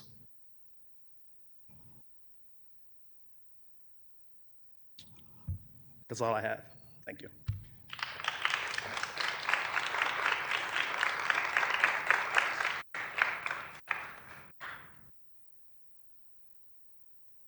Next speaker is Elsa Frazier. Online. Hi, my name is Isla Frazier and I live in the 10th Ward.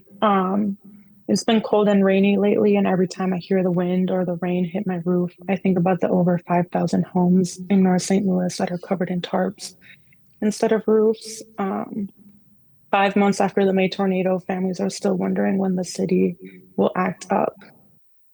In the meantime, it's been North St. Louis residents and grassroots organizations who have stepped up, checking in on families and meeting their needs as they arise. The community has shown incredible strength, but a devastation this big requires a big investment from the city. Right now, St. Louis is sitting on more than $250 million from the RAM settlement, money that could be putting people back in homes, reopening libraries, and helping neighborhoods rebuild. Instead, much of it is not in the community, with some routed through United Way or other nonprofits before it even reaches residents, if at all. Every minute the city delays is another minute a family continues to suffer without the support that they desperately need. I'd also like to highlight that during tonight's presentation, the focus was mostly on debris removal and infrastructure, which is important, but neighbors are also asking for libraries to reopen, nutrition programs to be funded, and basic needs for families. We need to invest directly in North St. Louis residents to ensure that St. Louis history of disinvestment and gentrification does not repeat itself. I urge you all to allocate all of the RAMS money to North St. Louis and to get the current allocations into residents' hands now. Thank you.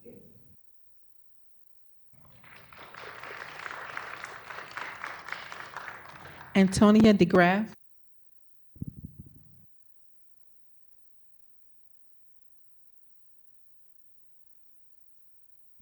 Thank you. My name is Antonia DeGraff. I actually am not a resident of St. Louis. I live in Glen Carbon, across the river. I was born in Creve Coeur. My sister is a librarian over at Central Library. My mom's a public school teacher, and this is my community. Actually, in the words of the mayor herself, which I think she said it best, city government must meet the basic needs of residents and what they expect and deserve. When the city fails to meet the needs of the people who live, work, and play here, we fall short. That's what she said. And I think we have fallen short. I think the city has fallen short. That can be reflected by the fact that most people aren't even here today, the mayor herself, to speak to this. The core values of this mayoralship has been bravery, visionary thinking, tenacity, and determination, but I have not seen that in any of the allocation, given that 3 of the 30 million is the only thing that has hit the ground. It's absolutely terrifying to know what residents are going to face, especially after November 1st. And in the words of the vice chair, the government is cruel. The state government, I would argue, is cruel, but I would urge everyone here not to continue that cruelty. If we have the power and ability to make this happen as constituents, as government members, then we need to do it. I really don't tolerate any form of bureaucratic mess that has gotten in the way of families having access to food and safe shelter so that children can go to sleep at night. I've heard from a lot of people that are impacted, as I'm sure everyone here has, and I am grateful for this opportunity. I'm grateful for everything that has been done, but respectfully, it's not enough. And I urge that everybody focus on ways in which we can allocate the entirety of the RAMS fund, as well as, to speak to Topher said earlier, completely halt any additional non-essential projects, because economic development is useless and completely not possible if the residents of North City don't have a home. They're not going to have money to spend. They're not going to have businesses to develop, which is exactly what the mayor ran on and is exactly what the committee looks for, right? Business development in the North. That's not going to happen. And I really, really, really don't want to see my neighbors get pushed out because a number of people in this room are aware of projects and money being spent, yet people don't have a roof. Thank you.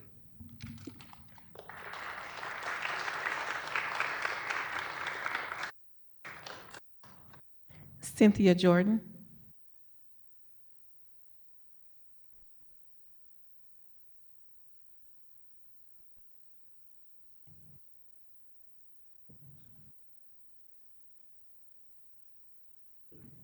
Good evening.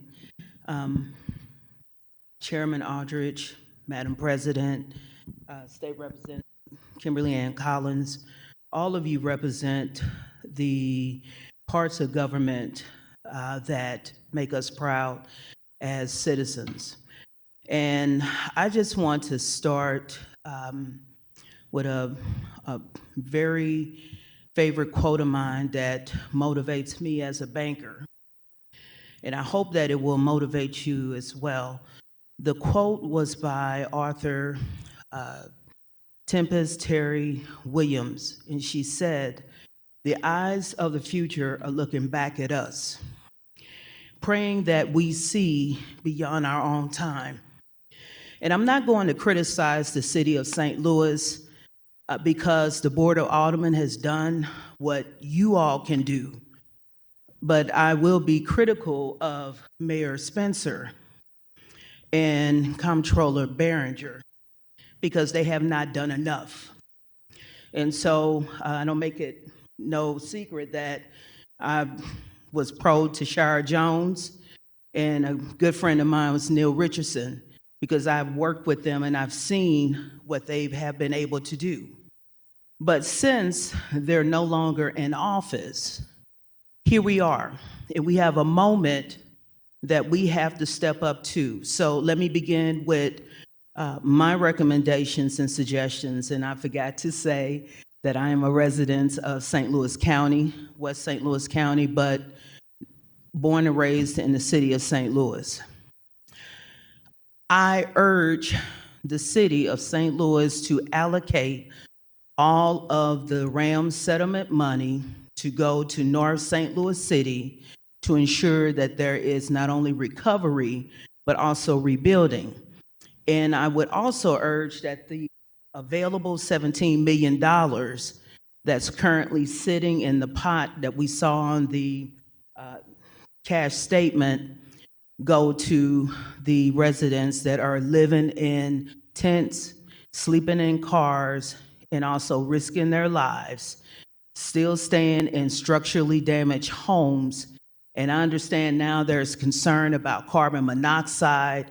People have noticed coughs that are associated with the May 16th tornado simply because we're not moving or doing enough.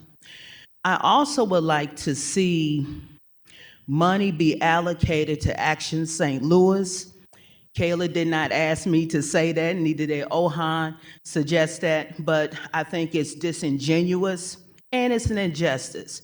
When we see other nonprofits being funded, being allocated and reimbursed, and Action St. Louis is not getting a dime. Ms. Jordan, that's your time. Okay. All of the money needs to go to North St. Louis, and I will start the conversation in St. Louis County. We need to get behind the city as well. This is a regional issue that we can no longer afford to sit out. Thank you. Julia Allen online. Ms. Allen, are you on mute? I'm here. All right, Ms. Allen, do you swear to, can you raise your right hand? Do you swear to tell the truth, the whole truth, and nothing but the truth? I do.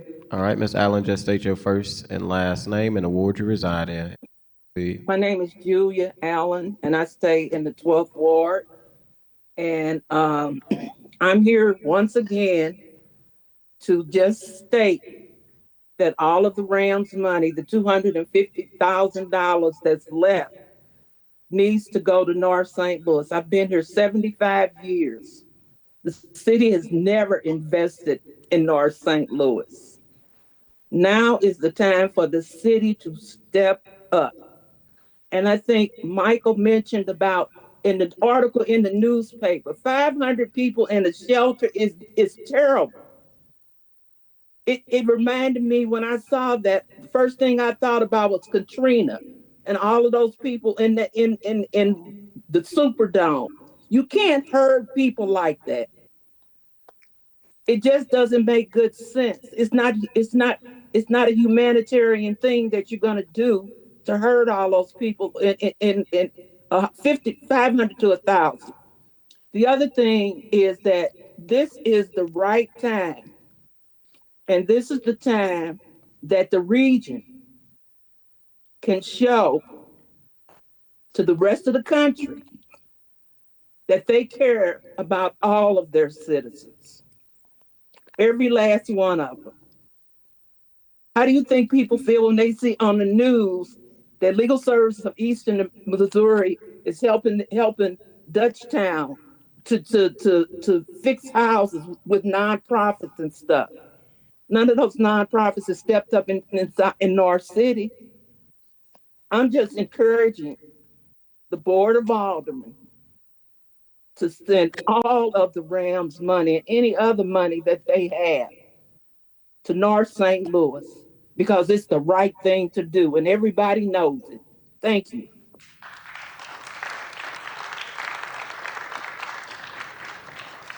Tracy Beard.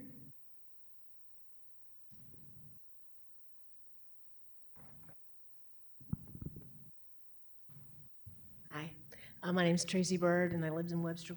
And I wanted to reiterate my support for, I think of money as sort of like concentrated sunshine. It is a real thing. We say a lot of words. It's very difficult to do things that are real. And I think people are asking for something that's real.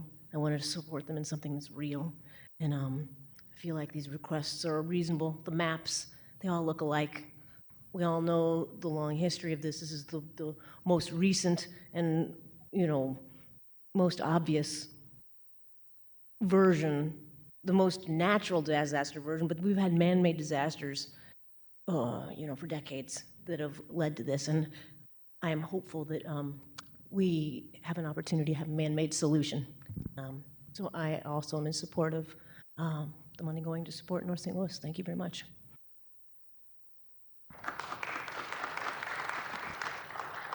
Steve Kroc. My name's Steve Kroc. I'm from Manchester, out in the county. With the previous comment about being out in the county, I really feel like that we are neighbors, and I hope that we can have greater cooperation, communication, and working together going forward. That we treat each other like neighbors. I want to thank you all for all the work that you've done from the offices in the city. And I'm getting a bit more of understanding of the complexity and scope of what it takes to enact this recovery. How can we process more quickly to expedite getting contractors out into the neighborhood? The recovery office was talking about they could cut their time down to 2 to 4 weeks. It sounds like comptroller's office has lots of forms and lots of processing to go through. I would just hope that we're continuing to look at ways that we can become more efficient to be able to get the money out to where the people need it, to get contractors on in the neighborhoods. That's what's going to make things happen. There was a mention of the delinquent contractors that, this is something that we need. We need people in those neighborhoods that can fix things. Maybe something can be done. Especially whoever we have, if they're delinquent, can they be, paying 10% of what their payment is towards those delinquent taxes? Win-win.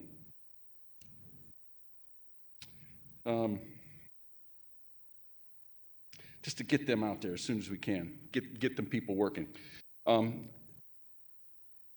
Regarding the money, I want to see us preserve the historic neighborhoods and homes that have been damaged, and that we don't have another Mill Creek. Thank you.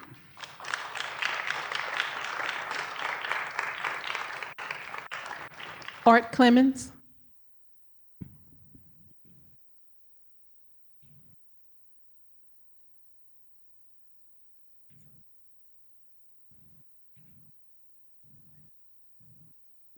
Good evening. My name's Art Clemens. I live in the 11th Ward now, but in 2020 I lived in the 8th Ward for alderman, but I didn't get on the ballot. I served on the general staff of the 101st Airborne Division in Vietnam, and part of my job was to work on the budget of the division. It's my observation about the RAM settlement money that it's about $80 million short on because of the total incompetence of the St. Louis City Attorney Civil Division. And let me go into that. First of all, they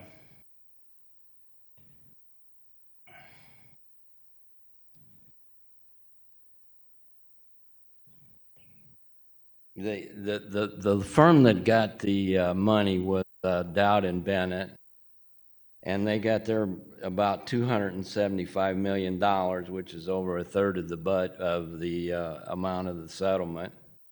The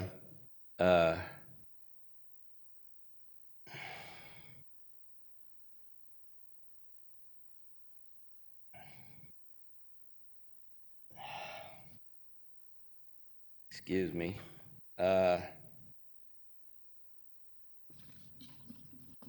reason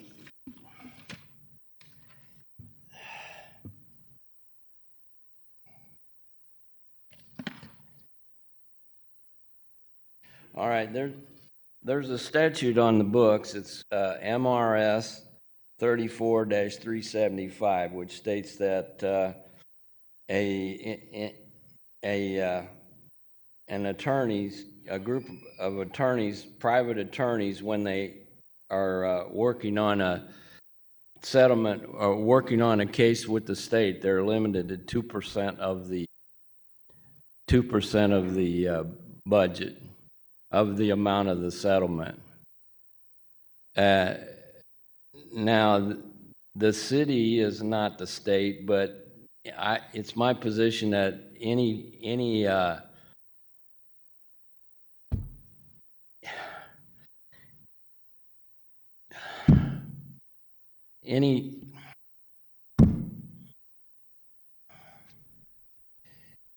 You can take your time. I'm not very good at presenting my case here, but I do have a copy of a motion to reduce the legal fees that I drew up.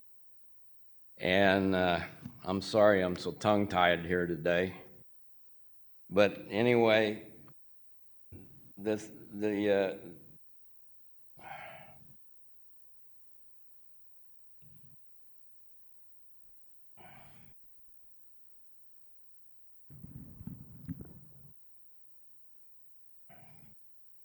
Mr. Clemens, that's your time.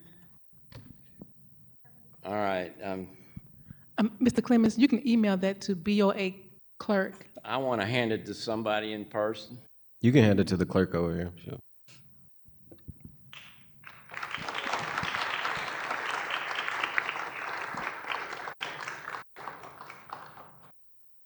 Anyway, there are several good reasons why a motion to reduce legal fees is a standard motion. There's several reasons why the city should file it and try to recover that money. Our next speaker is Armand Walker.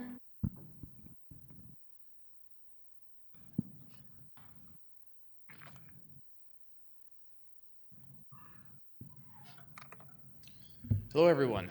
My name is Armand Walker. I am with the Party for Socialism and Liberation. I'm a lifelong resident of St. Louis, and I am currently a member of Ward 2. I'm going to go off script a little bit, so please give me some grace if I go over by a few seconds. There is a bit of a debate about whether or not we have the funds. I think we should ask the mayor's friends at Clayco. If you look up, it is a privately owned company, but you can see that they are estimated to be about $5.8 billion net worth. And we should be pressuring these giant corporations to use the wealth that working class people have generated for them to come help those same people recover after this devastating tornado. Just think about how much wealth we're sending downtown and funding policing and other things like that that could be saving lives right now in North City. These are things that you can be actively advocating for, fighting for, pressuring the mayor, pressuring everyone that you know and that you have control over, have influence over in your office. And let's also not allow people to build, private companies to build a $1.5 billion data center while North City is starving, as several other people have pointed out. And also want to go back to what Casey Fowler said very well, that we should definitely be halting all non-essential building projects. As stated, I'm in Ward 2 on the south side. I definitely agree with that. There should be no bike paths being built while people are starving in North City. And Thomas Oldenburg, my ward member, I hope that you're listening. So I would love to believe that the city is doing everything that it can, as it often states, but certain facts suggest otherwise. In September, STLPR reported that Ameren disconnected over 14,000 households the month prior. This board put forth a non-binding resolution to pressure Ameren to pause disconnections. But what became of that resolution? If the best that the city can do is beg Big Bad Ameren to stop disconnecting people's electricity after a devastating tornado, then we have a broken and ineffective system. People want their representatives to protect them from giant corporations. And yet we see Ameren reps like Patrick Brown, who Topher mentioned earlier, selected to be part of the Mayor's Recovery Office Advisory Board. Why is that? Meanwhile, the grassroots community orgs that were invited to serve on the advisory board are being ignored. For instance, our fellow organizers at Action St. Louis released their People's Response Impact Report several months ago.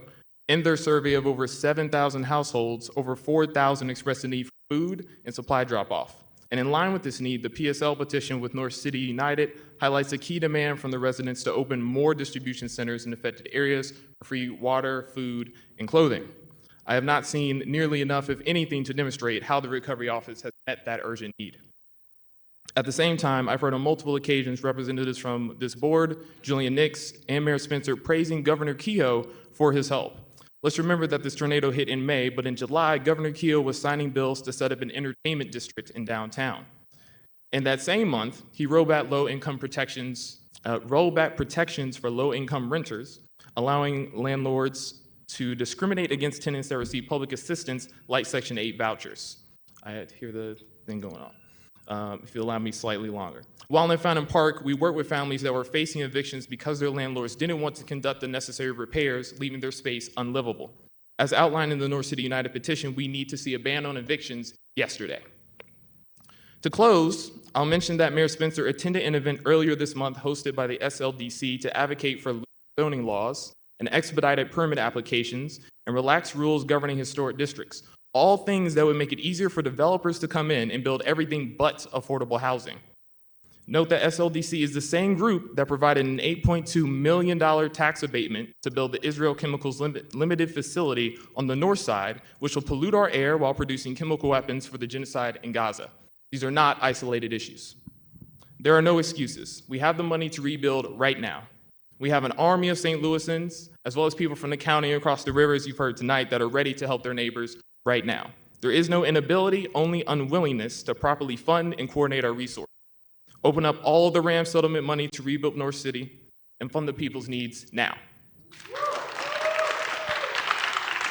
Andrew Rucker. Andrew Rutger.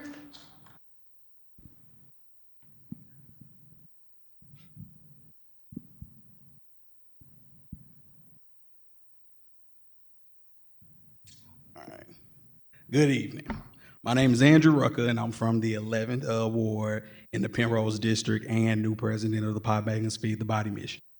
I am here to represent my family, friends, and community, and they have some words for me to share with y'all.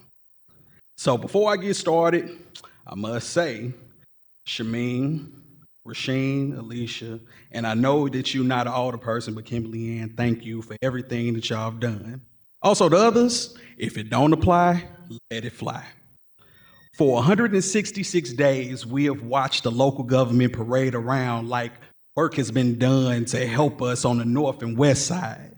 We've watched them play hero with phrasings like boots on the ground when they were just fashion accessories for photo ops. We've watched you create cohorts that, quote, end quote, will better assist the community when we already have cohorts like the People's Response, who already have people in the community that are already talking to the community and know what the people are needing because we are the people. All you need to do is come to the table and sit down with us, genuine heart that's ready to help, and we'll give you a wealth of information on how to help us. We've watched you do so many inflammatory things that we now collectively have gotten into, and excuse my urban colloquialisms again, we've gotten into the what you not gonna do phase of this show. So what you're not gonna do is approve this money that's already not enough, but not give it out to the community. We've been coming out of our own pockets from our own jobs that we work that you already tax us money on just to hear that we are waiting on this agency or that agency. When if you roll with me to Newstead and Ashland, you will see that people are still sleeping in tents with bonfires outside like they're camping in front of their destroyed homes. What you're not gonna do is throw some of these black aldermen and alderwomen under the bus when we know it's only so much that they can do, because it takes 8 to 11 votes all across the board of the city's alders to approve things or put black faces as officials from the mayor's office who give us empty calories when we know it takes the Board of Estimates and Apportionment to approve the city's budgets. And what you're not gonna do is sit on that $250 million and not give it out to what y'all call the North Side. We are hurting and suffering. Winter is not coming, it's here for some of us. All those issues that we have been needing help with for decades have gotten worse. And now there's tornadoes and rain damage. And at this point, we're about to get St. Louis's unstable winter that could possibly give us 12 inches of snow just like last year. At this point, even though we see y'all playing games with our lives, the people are asking for you to do what's right. But it's been 66 days, and I don't know how much longer we're gonna be asking. Thank you for your time.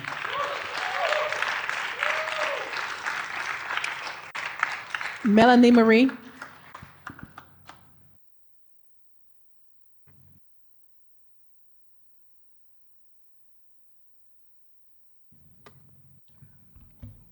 Oh, man. Good evening. Thank you to all of our leaders who have been doing what they're supposed to do, who have been connecting with us and seeing what the community needs. I'm here today because our community is exhausted. Not just from the tornado itself, but from the city's slow, confusing, and disconnected response. On May 16th, lives were turned upside down. Families lost homes, elders have been displaced, and neighborhoods are stripped bare. 5 months later, what we've gotten from the city is not relief, it's rhetoric. We've seen press releases, plans, and concepts of plans, and consulting contracts, but not direct aid. Minimal actual allocation, and not the kind of urgency this crisis demands. You all have been fumbling through papers, acting like this was a phenomenon. It wasn't a phenomenon. It was a tornado. A disaster that between learning about Katrina and even more locally in Joplin, we should have and could have very well been prepared for. Disasters require decisive, compassionate, coordinated action. Not endless meetings and paper shuffling while people freeze and starve, because that's what's up next. Grassroots organizations, the same ones who are usually underfunded and overlooked, have been doing the work since day one. We've been knocking on doors, feeding families, relocating elders, cleaning up debris, and connecting residents with resources. And contrary to the cameras being gone, and hardly ever seeing a city worker in sight on the community trail, we have not stopped. Meanwhile, the city is paying corporate-level organizations to do what the people are already doing, and doing better, faster, and with heart, might I add. Millions of dollars have been planned, but you've spent more on things like hiring full-time case managers than you have providing direct aid to the people who are actually impacted. The city is talking about a shelter and units, but that is not an adequate housing plan. That's optics. People need permanent, dignified, and community-led rebuilding, not a temporary warehouse to survive the winter. And we want a retention plan on bringing people back and keeping people in North City. Cut the red tape. We can keep debating over $30 million like it's some prize. Or we can finally do the right thing by the people and allocate the remaining RAMS fund directly to rebuilding, to stabilization, and impacted homeowners, to renters and to those left behind decades of systemic neglect. It's not the RAMS money, it's the people's money. Let me be clear, I got 30 seconds, I'm sorry. Let me be clear, the people are tired. Comments like rental assistance coming soon, we don't know yet, nearly 6 months later is an atrocity. And you are solidifying the fact that we would be fools to trust that this administration will ever act in our best interest. If the city refuses to move with the urgency that this moment requires, then we, the people, will move it ourselves, by petition, by policy, and by presence. We don't want sympathy. Keep the shout outs. We want progress. We don't need more plans. We need to see tangible deadlines and strategies and direct action for the people who've lost everything. Until North City is whole, move the goddamn money.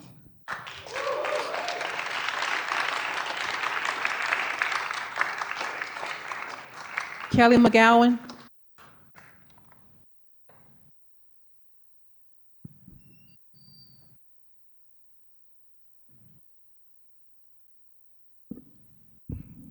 Good evening, all. My name is Kelly McGowan. I'm a resident of the 9th Ward and the founder and executive director of Transform 314. Our mission is to educate, engage, and empower Black St. Louisans to drive the policy changes needed at the local level to create thriving communities. We want our city to win, which means we need to work together to make this happen. Part of that means that the city needs to be a better partner to those that live here. So what does a city being a better partner look like in practice? First and foremost, utilize this meeting not as a checkbox, but leverage it as an opportunity to incorporate residents' feedback into the city's tornado relief and recovery efforts. To do this, the public should be informed at least 1 week in advance so we are aware and can participate. In addition, providing the presentation and other items to be discussed should also be made publicly available at least 1 week in advance. This would allow residents the opportunity to authentically engage and, resulting in these meetings, helping to guide the city's effort. Consideration should be made to have these meetings in the community, specifically in the tornado impacted area. If this meeting is more than a checkbox, the city must do better than the bare minimum in these regards. Going beyond these meetings, these updates should be incorporated into broader communications efforts so everyone knows what's going on.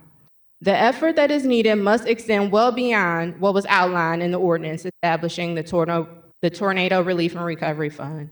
I believe that the residents of the city of St. Louis, especially those living on the north and west sides, are well worth going above that bare minimum effort. In going beyond that bare minimum, can there be a tracker developed similar to what the prior administration did regarding the ARPA dollars so we can see what has actually been spent much easier? This would support residents' engagement and involvement throughout this entire process. It will also help with what is vital in this effort, transparency. To conclude, we all want our city to win. There are folks in this room and online that are willing to do our part. However, the city does not provide us that opportunity to do so. The city cannot win if it ain't right within and must go beyond the bare minimum to do right by the most important players involved, the people of the city of St. Louis. Thank you.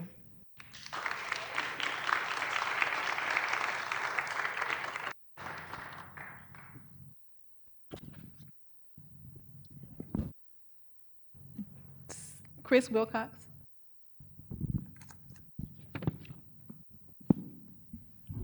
Good evening. My name is Chris Wilcox. I live in the 14th Ward. As a resident of the 14th Ward, I live in the part that's not in North City, but I want to echo all the speakers that came here before me in saying that all of the RAM settlement money should go to North City. It's a check that's long past due, and all of the neglect that's happened with the North since decades. It's also an unhappy accident that the last budget went through right when the tornado hit. We were all out doing recovery on the day that we were supposed to, maybe talking about the city's priorities in the budget. It's very evident, even before the tornado, that those priorities were not adequate for the city. That is all the more so the case now, after a tornado hit through the part of the city that could least afford it and is the least supported by the city as its responsibility.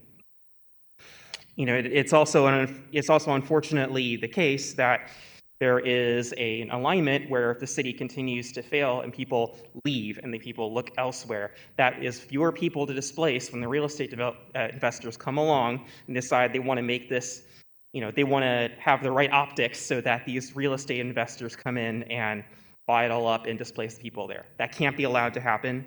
And part of that has to be that the city has to actually fulfill its responsibility in meeting people's basic needs. I also want to echo that, not a single unessential project should go forward, not one more tax abatement or subsidy for any corporation until the North City is made whole and and people's basic needs are taken care of. It's no secret that the city has not met its obligations toward our unhoused community up until now. We seem to have fewer and fewer resources every single year. That has to change, especially now that there's so many more people. Last time we went out to canvass in Fountain Park, I saw a tent pitched in someone's front yard. People are camping in homes that were theirs just before May. So this needs to be the number one priority, and we're not going to allow the business interests to take advantage of people who have been displaced, and it's displaced and neglected by the city's failures. Thank you.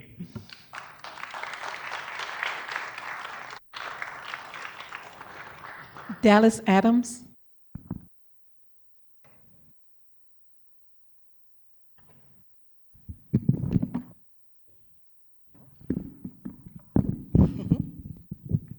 Good evening, everyone. Thank you to the Budget Committee for holding this hearing. My name is Dallas Adams. I am a proud resident of the 3rd Ward in the side of St. Louis. I am here speaking as my perspective as a disaster case supervisor who is helping to get seniors recovered and stable after the tornado. I am not speaking on behalf of any agency. You need to make that caveat. I want to speak to Alderman Devote's call for data. I look forward to being able to give that data. Data is what I do day in and day out as the supervisor. What I can give you without prior authorization is that we are seeing, from the senior perspective, the needs of temporary housing assistance, loss of generational homes, and impacted seniors with no income and no pathway forward. For example, we are working with somebody who is almost 90 years old, a man who has had his home for 30 years. It has no roof, it has no walls. He refuses to leave, and there is nowhere for him to go because there is nowhere for him to have a home with $0 in income. Those are the people that are depending on our legislative body to act quickly and to act now before they freeze in their homes and they die. People will die en masse this winter if we do not act quicker than the legislative body and our processes allow us to. We are seeing an uptick in senior centers across the city for people who are unhoused, walking in looking for food and assistance since the summertime. We've had a housing problem for a very long time. I'm sure I do not have to explain that to this legislative body. And I do remember a few years ago an opportunity for us to actually move some legislation forward to help us open more shelters, to avoid emergencies like this, where we have to put 500 to 1,000 people into a warehouse that we still haven't identified yet. I remember because I testified and was heartbroken to see that legislation fail by just one vote. The time to prepare for an emergency is before an emergency happens, but the next best time is while we are in the emergency. My team and I really appreciate Director Noel Pfeffer's work. We support his direction, but I call on this body to allocate more funds for winter shelter, short-term hotel stays, for people with functional needs until they can be housed, because let's be clear, again, a 500-bed shelter is never the answer, and it does not work for people who have mobility disabilities. We need rental assistance, and we need every single dollar to go towards rebuilding North and West St. Louis. If this happened anywhere else in the city, and I did hear Ms. Allen call out Dutchtown, which I am proud to call home. If this happened anywhere else in the city, we likely would not be moving this slow and without as much diligence and care.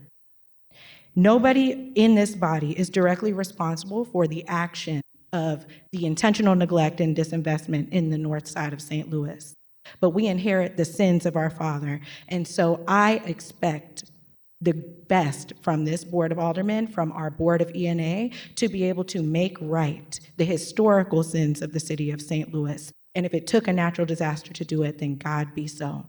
Thank you for your time tonight.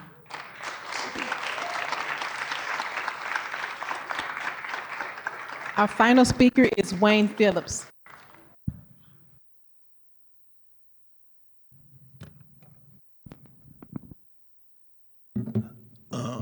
Good evening. My name is Wayne Phillips. I am from the almighty North Side. I live in 14th Ward, which is currently ran by Rasheen Aldridge. I just wrote this, so pardon me. I'm not the greatest at writing stuff and having to perform it right after. All right. Good evening, ladies and gentlemen of the Board of Aldermen. Before I go into my statement, first, let me congratulate President Megan Green on being with child. I truly and seriously wish you a happy and healthy pregnancy. That being said, I don't exactly have a statement more than I have questions. The tornado ran through the north side and damaged a little bit over or under 5,000 buildings. One of my questions, if it can be answered, is that how many of those 5,000 buildings are owned by the LRA? The reason I ask that is because, for those who are unaware, the LRA is ran and owned by STL City. For any of us who's lived in St. Louis City and grown up here, we know a gang of these buildings was in terrible condition before the tornado hit, and we know the city's answer to most of it is to just tear them down. That being said, I bring that up because I personally feel those buildings should not be including anything for money being allocated to them. If they're not on the tax payroll, if nobody lives in them, nobody gains any benefit from them, they should just be stricken from the record and touched on at a later date. Also, correct me if I'm wrong, but of the $250 million of Rams money, I believe I read $40 million of the principal was allocated to upgrading the city's water infrastructure. If I also remember correctly, the Board of Aldermen had 3 separate sessions for the Rams money, and that was the one thing that you all agreed on. By my math, that leaves $210 million still on the table. I'm aware that the city is trying to hold on to said money to let it build interest so it could be a pot that the city can reach into when it needs, but that money can build a solid amount of homes, especially if we taking LRA buildings out of the equation.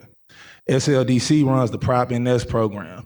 That program stabilizes buildings that are owned by the LRA and can be for sale for affordable housing for those in the city. SLDC spends up to $30,000 for a single family home and $50,000 for a multifamily unit.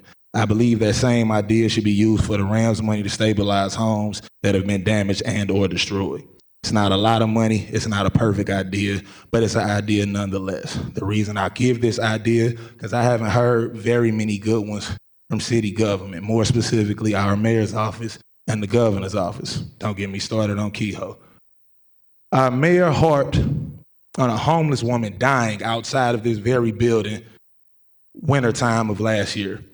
Due to this tornado, the homeless problem has now doubled, if not tripled. Which means, and it's about to be freezing very soon. It's cold outside right now. She's more worried about turning STL into a tourist trap than the citizens who call this city home. I heard that beep, I'm wrapping up right now. She is also able to speak for everything that is a positive photo op for anything pertaining to downtown, but uses Julian as a human shield when it's time to speak on anything tornado related. I could keep going, but I will end this here. Once again, congratulations, President Megan Green, Board of Aldermen. Thank you for your time.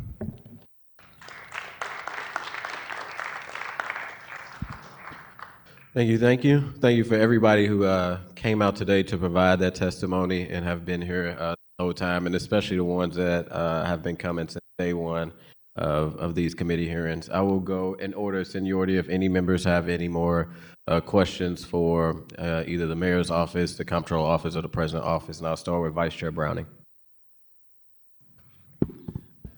Thank you. I don't have any more questions. I just want to say thank you to the public and everyone who came out and testified today. And thank you to the staff and the city workers who came out today as well to share information. It's important that we receive that. I think you've heard from the community tonight and you understand some of the answers that people are looking for. And I trust that you're going to go back and continue to work on this. So again, just really appreciate the time we've taken to focus on this, and we'll continue to do this until we can rebuild our city and make things right. Alderwoman Sonia. Thank you, Chairman. I just want to thank everyone who came out tonight to testify. I always look forward to these hearings, and I think it's really important as much as possible. I know it gets daunting month after month, but I think you guys definitely need to keep coming out and keep applying as much pressure. I definitely give my strong, full vocal support that obviously enough has not been done, and a lot of our processes are really extremely slow. And I also do wonder, to echo what Ms. Adams brought up earlier, I do wonder what this response would look like if it happened in a area, and how that would have played out. And that's something that haunts me. I have family that lives in parts that have been impacted, and I think that's a very thorough conversation. So I really want to thank you all for coming out. I do hope that there'll be some things announced very soon that will indicate some progress in the right direction, but not at all that is going to be a fix-all or end-all be-all or the last of it. But I just do all know that there are definitely some efforts that are happening right now to address some of the emergency winter housing efforts that we know very much exist in front of us, and we're looking to kind of make some motion of those things as soon as possible. I also just would like to, I don't know if you guys watch ENA meetings, but I would encourage you to watch them, because obviously a part of the work happens here where we pass the legislation. But if you're curious about who's getting what contracts, how are those contracts selected, a lot of that work happens on a public committee that is being watched, and I've been learning a lot more since watching the procurement process. But I would definitely encourage you all to watch that. I don't know if it might be helpful for you all to get even maybe some kind of ENA report weekly on what the contracts that are being voted on are and how it can look like to do that. But half of the conversation is the building the legislation. The other half is who actually gets the money to move on it. And a lot of that work happens on those ENA and those PSA committees. So I would just also encourage you all to watch that. And I look forward to, obviously this winter is going to be extremely difficult and extremely tough. And I think that because it's October 29th, it is impossible that we're going to be best prepared or that no one's going to be impacted. I don't want to give false expectations, but I certainly think that there's a lot of room for us to do a bit more things and get clearer on our processes as we move forward. And so just thank you all for being here, and please continue to apply pressure to us. I'm saying as an elected official, I don't want you all to think it matters that you come to this hearing. It matters that you email us. It matters that we know that you're watching us. And so I really just want to encourage you all, especially as we walk into it, to keep the pressure up and keep your eyes close on us. Thank you. Alderman Devotie. I don't have any questions. I do want to just speak to the folks that are here tonight, especially our north side neighbors. I'm the south side alderman of the five of us up here. This last week we had a town hall in the 5th Ward. Whatever you might think of Julian Nix, I invited Mr. Nix to come and speak to folks at my town hall. We probably had about 125 people show up. For those of you that don't know, the 5th Ward stretches from the Hill neighborhood south into or towards Southampton, into Princeton Heights. So that's the general area I represent. I invited Mr. Nix down because, frankly, there is a disconnect between what folks south of, let's say, Interstate 44, I-64, whatever magical line we want to draw, what they think is happening on the north side and what many of you have talked about from day one. And there's a handful of you that we have heard from for all 4 weeks, all 4 Wednesday nights that we've heard here. These kind of sessions, I think, are invaluable for the purpose of reminding all of us in the city of St. Louis that we are better together, that we rise together, but we also fall together. And so I thank you for coming out. I thank you for continuing to bang the drum. You have my attention. I promise you, you do. You may be frustrated, but we are doing what we can to get support throughout the entire city. I promise you that. I wish there was something that we could do to immediately express and meet your need. We promise to work on it. And again, thank you. Thank you for coming out. Thank you for being heard. Your participation is invaluable. President Green. I'm going to echo a lot of what has already been said by colleagues tonight, especially Alderwoman Saunier, Alderman Devotie. I appreciate the work that Alderman Devotie and I know Alderwoman Velasquez also has been doing, Alderwoman Saunier on the south side, to make sure that we're educating folks across the city. Because unfortunately, as Alderman Devotie said, when you travel around this city, you do find that there is a disconnect between a lot of folks think we're on the other side of the tornado already. And unfortunately, that is that can sometimes hold back progress. But I also know that we have a Board of Aldermen that I think is really tuned in and engaged for the most part, in recognizing that A, from the beginning, 30 million is not enough. We've known that since day one. 2, we move way too slow. And we can stand up here and talk process all day long and all the rules we're required to go through because of charter or ordinances, whatever. But at the end of the day, it doesn't really matter because we're not getting it out the door fast enough. And that is something I think we've heard from everyone here that we're committed to do, to figure this out, because we have to figure it out, right? And we shouldn't be 6 months post-disaster and still trying to figure this out. Other thing I just want to highlight for everyone is on the Board of Aldermen page, through my office, we launched something about 2 months ago called Speak Out St. Louis. And it is a citizen platform for residents to put in ideas.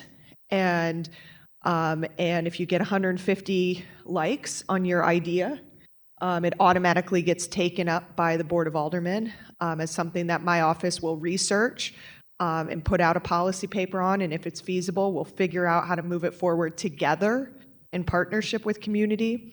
But what we've also done is we set up a special part on that website that is dedicated toward tornado recovery. So every time I go into an E&A meeting and we get our contracts that we're approving in E&A, because if you turn into those meetings, most of those meetings are 5 minutes because we take, a vote on one agenda item, but that one agenda item might be approving 5 contracts. So we've been putting all of that into that portal so you can follow along with those documents and see who those contracts are going to, and follow that process at least through E&A. Because my office does, once we vote on it through E&A, my office doesn't follow it, isn't a part of the process after that. But at least we are providing that information up until that point. So I encourage everybody to put in your tornado relief and recovery ideas right into that portal. We want to hear from you. We want to see what's worked and not worked in other cities, right? We know that there's not a lot of great examples of recovery, that most areas, unfortunately, that have recovered from a storm have seen massive displacement and massive gentrification.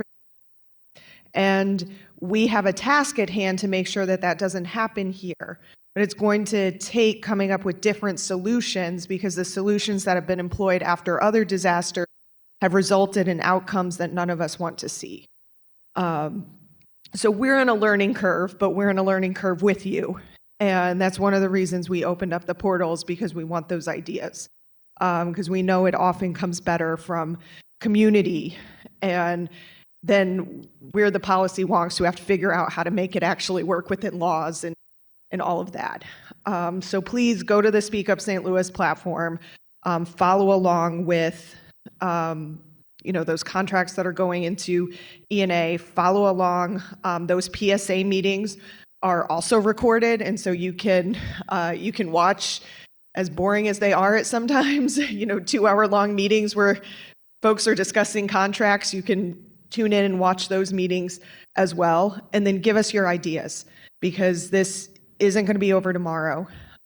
We have a lot of work to do. I think we have a lot of people who are committed to doing that work, but it's going to take all of us together. So thank you, and thank you for so many familiar faces who have been out to all of these hearings. Keep showing up, because we know we're going to get to a point really soon where more money is going to need to be allocated, and we have to make sure that that money represents the needs, wants, desires of the community. Thanks. Thank you, Madam President. Also, all the members of the committee. Also, I want to thank Alderwoman Clark Hubbard, who's here, has been listening, and I know taking notes. And, I know one of our brothers earlier say people use the boots on the ground in a colloquial way or not, but this Alder lady she's been outside, she's doing the work, and I'm just glad that you was able to be here today. Also, thank you. I'll be 100. Alderman Devotee has been probably one of the most intentional individuals who do not look like me, and that my ward does not look like his ward. But when there's been conversations about how to rebuild, and having Mr. Nix, or talking about, I know you've been talking about these conversations with folks that just don't get it, which is important. I do want to personally thank you. But more importantly, I also want to thank the community. I appreciate the mayor's office and the comptroller and the president's office, but I do want to thank the community for continuing to show up, for continuing to be honest. I want to thank the ones that have been organizing since May 16th, when government didn't know what to do, because we were not ready for it. We wasn't planned, and we're still planning and trying to figure it out. But a lot of individuals that are in this room have continued to do the work, even when government is not probably supporting in the best way as we're figuring it out. So I do want to thank you all for all that you are doing. And I'm going to be honest, as we sit here and we listen, I think somebody said we have a demand, and I totally agree. I believe we need to use more RAMS money. I'm not going to shy from that.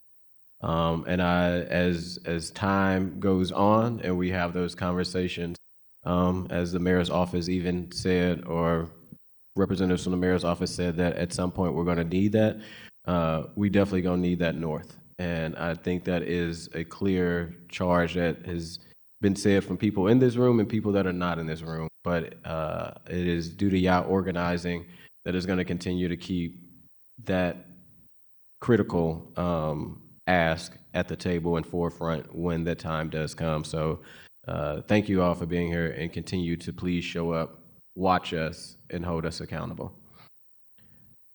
With that, oh yeah, I can go ahead and clap. Go ahead, I clap for the chair. With that, Madam Chairwoman, do we have any, or Madam Clerk, do we have any acknowledgement or written testimony? No. Any announcements from committee members? Alderwoman Sanye. Thank you, Chairman. I want to announce my Sister in Services Town Hall. Representative Leanne Collins is having a town hall called Rebuild the Ville on November 8th at 11 a.m. at St. Philip's Lutheran Evangelical Church. Sorry, I just had a skittle, my bad. But the address for that is 2424 Annie Malone, St. Louis, Missouri, 63113. A lot of things will be discussed. I see a lot of partners on here, including St. Louis School District, SLDC, CDA, City of Temple, St. Josephine Bakita Parish, Continuum of Care, Care STL Health, focusing on a number of things, including updates on tornado recovery and state business, and a number of other things. And so I just know, like, obviously we're all here to talk about tornado recovery. We all have seen my good sister on roofs herself, putting tarps in and helping folks get roofs and being on the ground doing that work. So I hope that, you know, anyone who can make it on November 8th at 11 a.m., I hope that you get a chance to attend her town hall, meet some of the folks who are impacted, and meet some of these incredible partners who she and other members of her community are working with to help recover and rebuild North City. Thank you. Any other announcements? I want to let committee members know I did send an email out. If everyone who's seen it this morning, we will have a budget committee meeting next Wednesday at 10 o'clock to hear from the pay study when it comes to the city of St. Louis, as well as maybe a potential bill. So we will have another meeting next Wednesday at 10 p.m. With that, I would like to excuse the Alderwoman from the 6th for necessary absence, and I'll take a motion to adjourn. Moved by the Alderwoman from the 6th, seconded by the President. All in favor? 7th. All opposed? Motion carries. Thank y'all for coming.